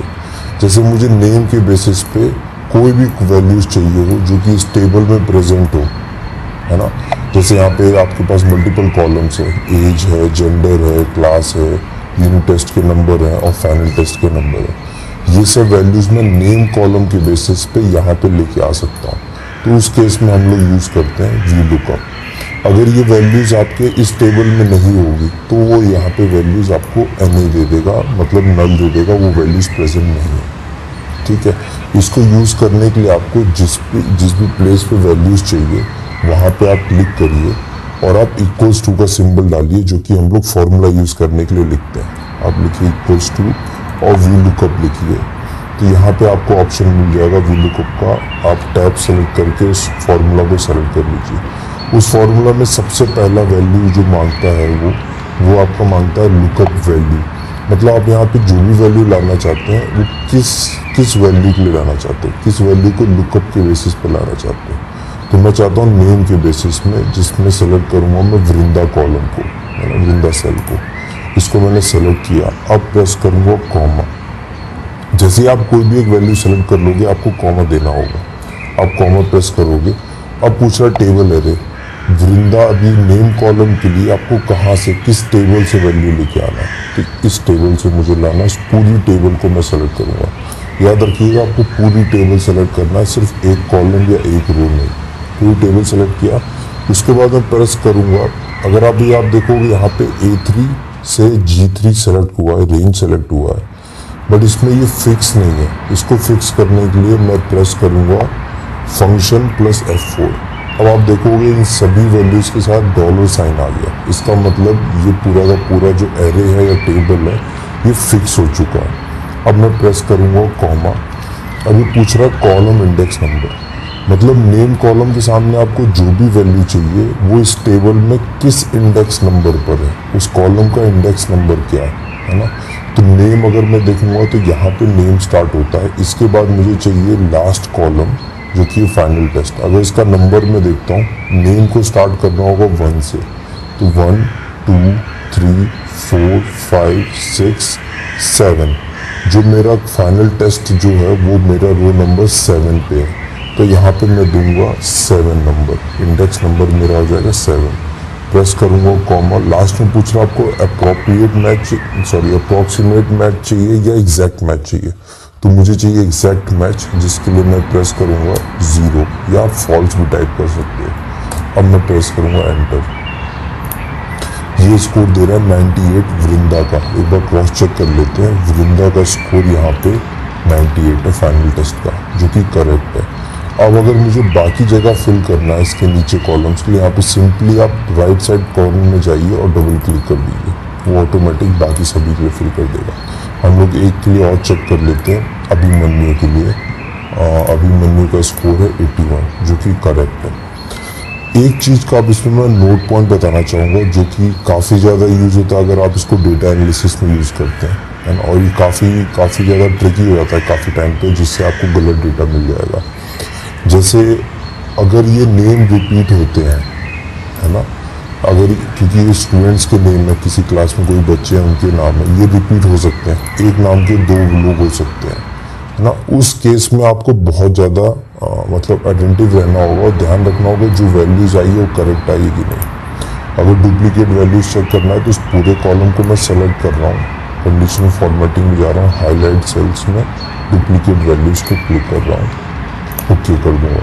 अब आप देखो कि यहाँ पे 2 वैल्यूज़ आ रही हैं जो कि रिपीट हो रही है, हरी और एक और बार हरी आ रहा है ना। मगर ये जो बच्चा है ये है क्लास 10th का, और जो दूसरा हरी है वो है क्लास 6th का, है ना। तो यहाँ पे मैं आपको ये बताना चाहता हूँ कि वी लुकअप में आपको जो भी वैल्यू सबसे पहले मिलेगी, ये ऊपर से मतलब टॉप टू बॉटम जाता है फॉर्मूला, तो इसमें इसको जो भी वैल्यूज़ पहले मिलेगी उसका वैल्यू आपको ला के दे देगा। तो जैसे हरी, अगर आप देखोगे हरी में यहाँ पे 80 स्कोर है, उसने 80 दे दिया क्योंकि उसको ये सबसे पहले मिल गया। उसके बाद ही जाके दूसरी वैल्यूज़ नहीं ढूंढेगा, भले यहाँ पे हरी 10 बार आ जाए उसको फ़र्क नहीं पड़ता, जो भी इसको सबसे पहला वैल्यू मिल जाएगा वो इसको सेलेक्ट कर लेगा, ठीक है। अभी तो हमारे केस में एक जो डिस्टिंग्विशर है वो है कि एज अलग है बच्चे का और क्लास अलग है, तो उस बेसिस से हम लोग डिस्टिंग्विश कर सकते हैं। अब यहाँ पे आप जो भी वैल्यूज़ देख रहे हैं ये चेंज हो जाएगी अगर इस कॉलम में मैं कोई चेंज करता हूँ। जैसे एग्जांपल में दिखाता हूँ आपको, अभिमन्यु का इसको 81, अगर मैं इसको कर देता हूँ 95, तो आप देखोगे यहाँ पे भी 95 चेंज हो गया, है ना। अगर इसको मैं कर देता हूँ 100, तो आप देखोगे यहाँ पे भी 100 चेंज हो रहा है ना। तभी मैं अनडू कर दे रहा हूँ। इस केस के लिए आप क्या कर सकते हो, अगर आप नहीं चाहते कि वैल्यूज़ चेंज हो, अगर आप चाहते हो तब तो कोई दिक्कत नहीं है, जैसे ये टेबल अपडेट होगी वैसे ही ये भी डेटा अपडेट हो जाएगा। बट अगर मेरे केस में मैं चाहता हूँ कि ये डेटा फिक्स रहे, तो उस केस में आप क्या करोगे, इस पूरे कॉलम को जहाँ जहाँ VLOOKUP लगा है तो सभी कुछ सेल्स को आप सेलेक्ट करोगे, कॉपी करोगे Ctrl+C, और यहाँ पे राइट क्लिक करोगे, आपको एक ऑप्शन मिलेगा पेस्ट एज वैल्यूज लिखा आपको, है ना। पेस्ट ऑप्शन में आपको एक ऑप्शन मिलेगा पेस्ट वैल्यूज, आप पेस्ट वैल्यूज कर दीजिए। अब आप देखोगे तो फॉर्मूला बार में जो फॉर्मूलेज लगे थे VLOOKUP के वो हट चुके हैं, तो ये आपकी एक एब्सोल्यूट वैल्यू बन गई। अगर अब मैं यहाँ पे कोई चेंज करता हूँ, मैं जैसे 100 कर देता हूँ, तो यहाँ कोई फ़र्क नहीं पड़ेगा क्योंकि अब ये एब्सोल्यूट नंबर बन चुके हैं, फॉर्मूलाज हट चुके हैं। तो आई होप आपको ये VLOOKUP टॉपिक क्लियर हो गया होगा। अब हम लोग देखते हैं कि पिवट टेबल को कब यूज़ करते हैं और कैसे यूज़ करते हैं। तो उससे पहले हम लोग जान लेते हैं कि पिवट टेबल होता क्या है। तो पिवट टेबल एक बहुत ही पावरफुल टूल है जो कि एक्सेल में होता है, और ये हेल्प करता है आपको डेटा कैलकुलेट करने में, डेटा को समराइज करने में, और किसी भी डेटा को एनालाइज करने में, खासकर जो काफ़ी ज़्यादा लार्ज नंबर में डेटा होते हैं उनको एनालाइज करने में। और ये सब चीज़ें करने के बाद आप डेटा से आप ट्रेंड फाइंड कर सकते हो, उसमें अगर कोई पैटर्न है तो वो आप फाइंड कर सकते हो, और साथ ही साथ आप उन डेटा को आपस में कंपेयर कर सकते हो, है ना। इन सब केस के लिए हम लोग पिवट टेबल का यूज़ करते हैं। और जैसे यहाँ पे अगर मैं आपको यूज़ केस बताऊँ, तो जैसे मान लीजिए मेरा क्वेश्चन है कि कौन से बच्चे, बॉयज़ या गर्ल्स, मतलब मेल या फीमेल, कौन से बच्चे का स्कोर फाइनल टेस्ट में ज़्यादा आता है, तो इस डेटा को आप एनालाइज कर सकते हैं। एक ऑप्शन तो आता है कि आप इसमें फ़िल्टर लगाओ, फिर एक बार मेल चेक करो, उसका सम करो, फिर एक और बार फ़िल्टर लगाओ, आप फीमेल चेक करो, फिर उन सभी का सम करो, तब आप जाके बता पाओगे, है ना। अभी तो यहाँ थोड़ा सा डेटा है तो इजी हो गया, जब इसको मैं और कॉम्प्लेक्स करता जाऊँगा तो आपके लिए बहुत दिक्कत हो जाएगा। जैसे मैं बोलूँ भूमि हाउस में कौन से बच्चे ज़्यादा अच्छा पढ़ते हैं, गर्ल्स या बॉयज़, है ना। तो वो कॉम्प्लेक्स चीज़ एनालाइज करने के लिए या डेटा को समराइज करने के लिए हम लोग यहाँ पे पिवट टेबल यूज़ करें। उसके लिए क्या करो, आप सबसे पहले आप जाओ इंसर्ट टैब में, आपको ऊपर सबसे ऊपर इंसर्ट टैब मिलेगा, आपको ऑप्शन मिलेगा, सबसे पहला ऑप्शन मिलेगा टेबल वाले ग्रुप में पिवट टेबल का, आप उस पर क्लिक कर दीजिए।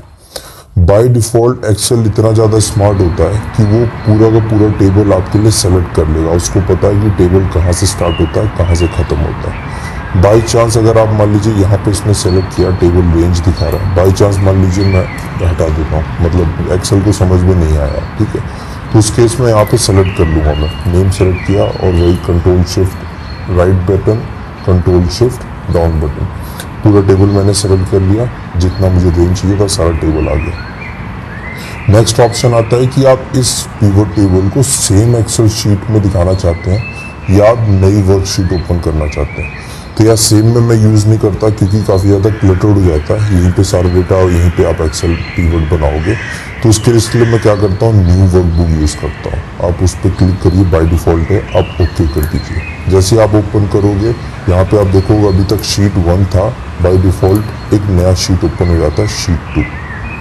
ठीक, इसको मैं थोड़ा जूम कर लेता हूँ। अब आप देखो यहाँ पे लिखा हुआ है to build a report choose the fields from the pivot table field list. तो यहाँ पे पिवट टेबल का फील्ड लिस्ट दिया हुआ है, बाय डिफ़ॉल्ट ये आपके लिए ऐसा ओपन होता है ना। जब आप अपने सिस्टम ओपन करोगे तो आपको ऐसा दिखेगा, इसमें सारे नेम लिखे होंगे, मतलब सभी कॉलम्स के नेम होंगे। अगर आप देखोगे नेम, जेंडर, एज, क्लास, मेरे सभी कॉलम्स के नेम यही है, जितने भी टेबल में कॉलम्स है ना। अभी मेरा पहला क्वेश्चन क्या था कि मुझे देखना है मेल फीमेल में सबसे ज़्यादा नंबर किसके हैं। तो मैं जो भी जेंडर कॉलम है उसको उठा के डालूंगा रोज़ में। रोज़ में इसलिए डालता हूँ क्योंकि एक के नीचे एक वैल्यूज़ आए, इसलिए मैं रोज़ में डाल रहा हूँ। अब मुझे क्या देखना है कि किस चीज़ के ऊपर मुझे कंपैरिजन करना है। तो मुझे करना था फाइनल टेस्ट के जो स्कोर उसके बेसिस, उसको उठा के मैं डालूंगा वैल्यूज़ में। अब आप देखोगे कि जो फीमेल बच्चे हैं उनका स्कोर है 1090 और जो मेल है उनका 877। इसका मतलब जो फीमेल, जो गर्ल्स बच्चे हैं ज़्यादा अच्छा पढ़ते हैं कंपेयर टू बॉयज़। जनरली दुनिया में भी यही होता है, है ना। तो हम लोग ये देख सकते हैं डेटा से।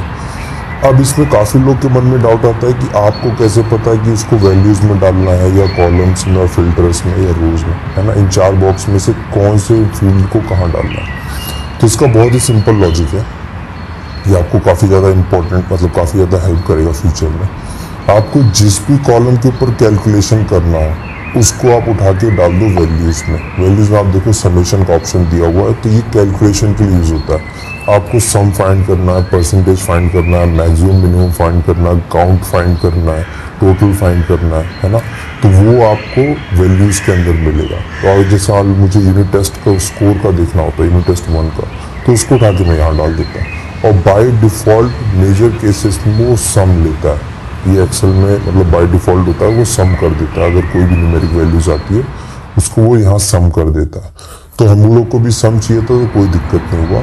और जेंडर को मैंने रोज़ में इसलिए डाला क्योंकि मैं चाहता हूँ एक के नीचे एक वैल्यूज है। आप चाहो तो कॉलम में डाल सकते हो, जैसे जेंडर उठा के मैं कॉलम में डाल दूँ, तो आप देखो कैसा आएगा, फीमेल कैसा आया, मेल का वैल्यू कैसा आया, ठीक आएगा वही। बट इसका भी हम लोगों ने इसको ट्रांसपोज कर दिया, अभी रोज़ की बजाय हम लोग कॉलम में देख रहे हैं। बट ये ज़्यादा सही दिखता है पढ़ने में, तो इसलिए मैं इसको भी रोज़ में रखना। तभी हम लोगों ने देख लिया है कि रोज़ कैसे यूज़ करते हैं, वैल्यूज़ कैसे यूज़ करते हैं, कॉलम्स कैसे यूज़ करते हैं।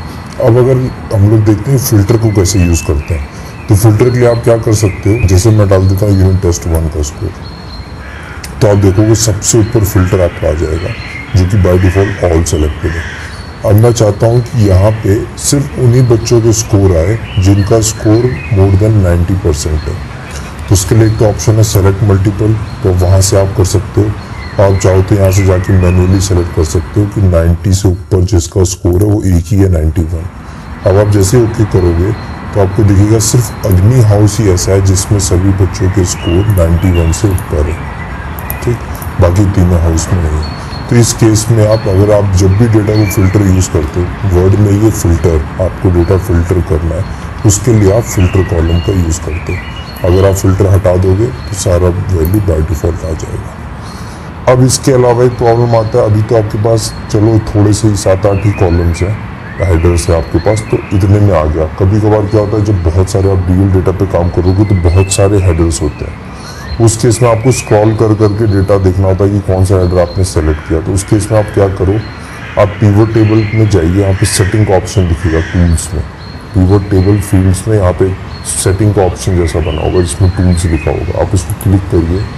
यहाँ पे आपको सेकंड ऑप्शन मिलेगा जहाँ पे राइट साइड में आपको ऐसा वर्टिकल बॉक्स दिखेगा ना, उसको आप क्लिक कर दीजिए। आपका जो ये फील्ड लिस्ट का जो नेम था वो अब लेफ्ट साइड में आ जाएगा आपके पास, और राइट साइड में चारों बॉक्स आ जाएंगे। तो आपको इजी हो जाएगा यहाँ पे डेटा के साथ खेलने में, और आपको सारे कॉलम्स यहाँ पे दिखाई देंगे, ठीक। अब दूसरा चीज़ आता है कि यहाँ तो मुझे पता लग गया कि सभी गर्ल्स बच्चों का स्कोर इतना है, सभी बॉयज़ का इतना। ऐसा भी हो सकता है कि इसमें कुछ ही बच्चे हों या कुछ ही लड़कियाँ हों जो हमेशा टॉप में रहती हैं, बाकी सब कम पढ़ने वाली हों, इसलिए वो स्कोर ज़्यादा है। या बॉयज़ में उल्टा हो सकता है कि यहाँ पे कुछ कम खराब पढ़ने वाले हों, बाकी सब अच्छे पढ़ने वाले हों। तो इस चीज़ का देखने के लिए मैं देखना चाहता हूँ कि ऑन एन एवरेज एक बच्ची, एक लड़की का स्कोर कितना आता है और एक लड़के का स्कोर कितना आता है। उसको देखने के लिए मैं क्या करूँगा, यहाँ पे आपको ऑप्शन मिलेगा सम में जो ड्रॉप डाउन बना है, यहाँ पे आप जाइए, क्लिक करिए, आपको ऑप्शन दिखेगा फील्ड वैल्यू सेटिंग का, ठीक, आप उस पर क्लिक करिए। अब आप यहाँ पे देख लो समराइज वैल्यू फील्ड बाय, यहाँ पे आपको ये सारे ऑप्शन दे रहा है। आपको काउंट पता करना है कि कितने बॉयज़ कितने गर्ल्स हैं, एवरेज पता करना है, वो सारी चीज़ें आप यहाँ से कर सकते हो। मुझे इस केस में अभी एवरेज पता करना है, मैं क्लिक करता हूँ एवरेज को, ओके कर देता हूँ। अब आप देखो आपको एवरेज दिख जाएगा। तो अब यहाँ पे आप देख सकते हो कि एक लड़की का स्कोर एवरेज, एक लड़की का स्कोर आ रहा है 90.83, है ना, जबकि एक लड़के का आ रहा है 87.7। इसका मतलब ऑन एन एवरेज एक लड़की का स्कोर ज़्यादा होता है कंपेयर टू लड़के से। तो ये तो हो गया आपका बेसिक पिवट टेबल। अब इसको अगर मैं थोड़ा सा और एडवांस लेवल पे चाहूँ तो मैं अगर जैसे यहाँ से मुझे ये हटाना है सब कुछ, तो मैं वैल्यूज़ को उठा के दोबारा फील्ड में डाल दूँ, और ये जो जेंडर आपका था इसको उठा के फील्ड में डाल दो, सब कुछ अनसेलेक्ट हो जाएगा। अब मैं क्या देखना चाहता हूँ, हाउस का डेटा देखना चाहता हूँ। जो भी क्लास में हाउस होते हैं उसको उठा के मैंने रोज़ में डाला, चारों हाउस की लिस्ट आ गई। इस हाउस में देखना चाहता हूँ कौन से बच्चे कितना अच्छा पढ़ते हैं, तो मैं फाइनल टेस्ट के स्कोर को उठा के दोबारा वैल्यूज में डालूंगा और बाय डिफ़ॉल्ट वो सम ले लेगा, ठीक। अब आप देखोगे कि सबसे हाईएस्ट स्कोर कितना है, तो उसके लिए मैं क्या करूँगा, यहाँ पे कहीं भी आप राइट क्लिक करिए पूरे इसमें फील्ड में, और यहाँ पे सॉर्ट का ऑप्शन आपको मिलेगा, है ना। अब इसमें कर दीजिए लार्जेस्ट टू शॉर्टेस्ट। अब जैसे देखोगे यहाँ पे सबसे हाईएस्ट अगर आप देखोगे तो वायु ग्रुप के जो बच्चे हैं, वायु हाउस के जो बच्चे हैं, उनका सबसे ज़्यादा स्कोर है 646 कंपेयर टू बाकी जितने तीनों हाउस हैं। अब इसमें मैं देखना चाहता हूँ कि ये जो 646 स्कोर आया है, ये सबसे ज़्यादा किसने स्कोर किया, लड़कों ने या लड़कियों ने? काफ़ी इंटरेस्टिंग क्वेश्चन है ना ये। इसको जानने के लिए हम लोग क्या करेंगे, यहाँ पे हम लोग जो जेंडर कॉलम है, जो जेंडर फील्ड है, उसको यहाँ पे लेके आएंगे रोज में। अब आप देखोगे ये डेटा आपका दो और कॉलम्स में, 2 और रोज में डिवाइड हो जाएगा। तो अब यहाँ पे आप देख सकते हो कि वायु ग्रुप में फीमेल का कितना कंट्रीब्यूशन स्कोर है, मेल का कितना है, वो सभी आप यहाँ पे देख सकते हो। तो अगर मैं वायु की बात करूँ तो इसमें सबसे ज़्यादा स्कोर किया है गर्ल्स ने, जो कि 460, बॉयज़ ने काफ़ी कम किया है 180 के आसपास, है ना। अगर मैं अग्नि की बात करता हूँ तो यहाँ पे देखो आप उल्टा है, यहाँ पे फीमेल का स्कोर सिर्फ 194 है, जबकि बॉयज़ का है 362, है ना, जो कि ज़्यादा है गर्ल्स के मुकाबले। अब अगर ये पढ़ने में आपको दिक्कत होती है, मतलब ये लेआउट आपको पसंद नहीं आता, तो इस पूरे टेबल का आप लेआउट चेंज कर सकते हो। आप कहीं भी क्लिक करिए, आपको ऊपर 2 टैब दिखेंगे, एक होगा पिवट टेबल एनालिसिस, दूसरा होगा डिज़ाइन का। आप डिज़ाइन पे क्लिक करिए, इसमें लेआउट ग्रुप होगा, इसमें आप जाइए रिपोर्ट लेआउट ग्रुप में, इसमें ऑप्शन आता है third option show in tabular form. जैसे आप इस पर क्लिक करोगे, अभी थोड़ा सा देखने में पढ़ने में ईजी हो जाता है। वायु ग्रुप मेल फीमेल, है ना, फीमेल मेल। अग्नि में जो भी गर्ल्स बॉयज़ हैं सबका स्कोर आ जाता है। दूसरा चीज़, अब मैं नहीं चाहता कि ये सबका सब टोटल दिखाए, यहाँ पे जितने भी सब टोटल आ रहे हैं, उसके लिए क्या करूँगा मैं, इसी आपको लेआउट में ऑप्शन, सबसे पहला ऑप्शन आएगा सब टोटल, आप उस पर क्लिक करिए, डू नॉट शो सब टोटल्स, आप क्लिक करिए, सारे सब टोटल्स हट जाएंगे। सिमिलरली आप ग्रैंड टोटल अगर हटाना चाहते हैं, आप यहाँ पे जाइए ग्रैंड टोटल ऑप्शन में, सबसे ऊपर आता है of for rows and columns, तो वो भी हट जाएगा। इसके अलावा भी आप कुछ बेसिक फॉर्मेटिंग कर सकते हो, जैसे इस टेबल का कलर चेंज करना है तो आप यहाँ पे जाइए, सब कलर चेंज हो जाएंगे, इसके फॉर्मेट चेंज हो जाएंगे, है ना। ये सब चीज़ें आप बेसिक कर सकते हो यहाँ पे। अब इसके अलावा मुझे देखना है कि जैसे यहाँ पे मेल्स जो है इनका स्कोर ज़्यादा है, जो लड़के हैं अग्नि हाउस में उनका स्कोर ज़्यादा है, मुझे देखना है ये लड़के हैं कौन, है ना। तो आप यहाँ पे जो 362 लिखा है, इस पर आप डबल क्लिक करिए, वो अपने आप एक नया टैब खोलेगा, एक नया शीट खोलेगा, उसमें आपको सभी बच्चों के नाम दिखा देगा। तो आप देखो यहाँ पे 4 लड़के हैं जिन्होंने इतना स्कोर किया है। अब एक लास्ट फाइनल चीज़ मैं आपको बता देता हूँ जो काफ़ी हेल्पफुल होगा आपके लिए। कभी कभार क्या होता है कि आपने सारा डेटा बनाया, बट आपके इस रॉ शीट में जहाँ से आप ये डेटा ला रहे हो, वहाँ पे कुछ अमेंडमेंट्स करने पड़े, कुछ चेंज करने पड़े आप। जैसे मान लीजिए अभिमन्यु का स्कोर इस वक्त 81 है, ठीक है, ये भूमि ग्रुप का लड़का है जिसका स्कोर 81, मान लीजिए इसको मैं बढ़ा के कर देता हूँ 99, ठीक, इसका हाई स्कोर हो जाएगा। तो अब जो बॉयज़ का कंट्रीब्यूशन होना चाहिए, क्योंकि ये मेल कैटेगरी में आता है भूमि ग्रुप में, वो बढ़ जाना चाहिए। अभी देखो आप बाय डिफ़ॉल्ट कितना है, 240 है, बट यहाँ पे स्कोर हम लोगों ने 81 से 99 कर दिया है, तो अब ये बढ़ जाना चाहिए। तो वो स्कोर यहाँ पे रिफ्लेक्ट करने के लिए आप क्या करोगे, आपको क्लिक करना होगा, पहले आप इस टेबल पे क्लिक करो, आपको ऑप्शन दिखेगा पिवट एनालिसिस, पिवट एनालाइज का, है ना। आप बाहर क्लिक करोगे तो वो ऑप्शन नहीं आएगा, आपको पिवट टेबल पे कहीं क्लिक करना होगा, कहीं भी, ठीक। अब आपको ऑप्शन दिख रहा है पिवट टेबल एनालाइज का, इस पर आप क्लिक करिए, पिवट टेबल एनालाइज पे। यहाँ पे ऑप्शन दिख रहा होगा आपको डेटा में रिफ्रेश का, है ना। जैसे ही आप रिफ्रेश क्लिक करोगे, अभी आप देखना भूमि में 240 का स्कोर चेंज हो जाएगा। जैसे आप रिफ्रेश करोगे, रिफ्रेश ऑल कर देता हूँ, रिफ्रेश एक ही बात है, रिफ्रेश ऑल कर देता हूँ। अब देखो यहाँ पे 240 से 258 स्कोर हो गया, क्योंकि अभी हम लोगों ने यहाँ पे जाके स्कोर 99 कर दिया, मतलब 18 स्कोर बढ़ाया था, वो यहाँ पे आपको रिफ्लेक्ट कर रहा है ना। तो इस रिफ्रेश की हेल्प से आपको बार बार पिवट टेबल बनाने का जरूरत नहीं। जैसे यहाँ तो अभी चलिए 2 ही कॉलम थे, 2 ही रोज थे, तो काम ईजी हो गया। काफ़ी बार काफ़ी चीज़ें, काफ़ी डेटा बना के आप इसको डालते हो, और आप नहीं चाहते कि आपको फिर से वो मेहनत करना पड़े, तो आप यहाँ पे जाके डायरेक्टली यहाँ क्लिक करिए, आप जाइए पिवट टेबल टैब में, और आप जाके रिफ्रेश कर दीजिए। इसी तरह अगर आप टेबल चेंज करना चाहते हो, है ना, किसी केस में मान लो यहाँ पे आप कुछ नया ग्रुप ऐड कर देते हो, कुछ और, जैसे मान लीजिए मैं बोलता हूँ कि हाफ ईयरली टेस्ट, इसका स्कोर आप ऐड कर देते हो, यहाँ पे मैं डबल क्लिक कर दे रहा हूँ, कॉलम आ जाएगा। अब यहाँ पे स्कोर ऐड कर देता हूँ।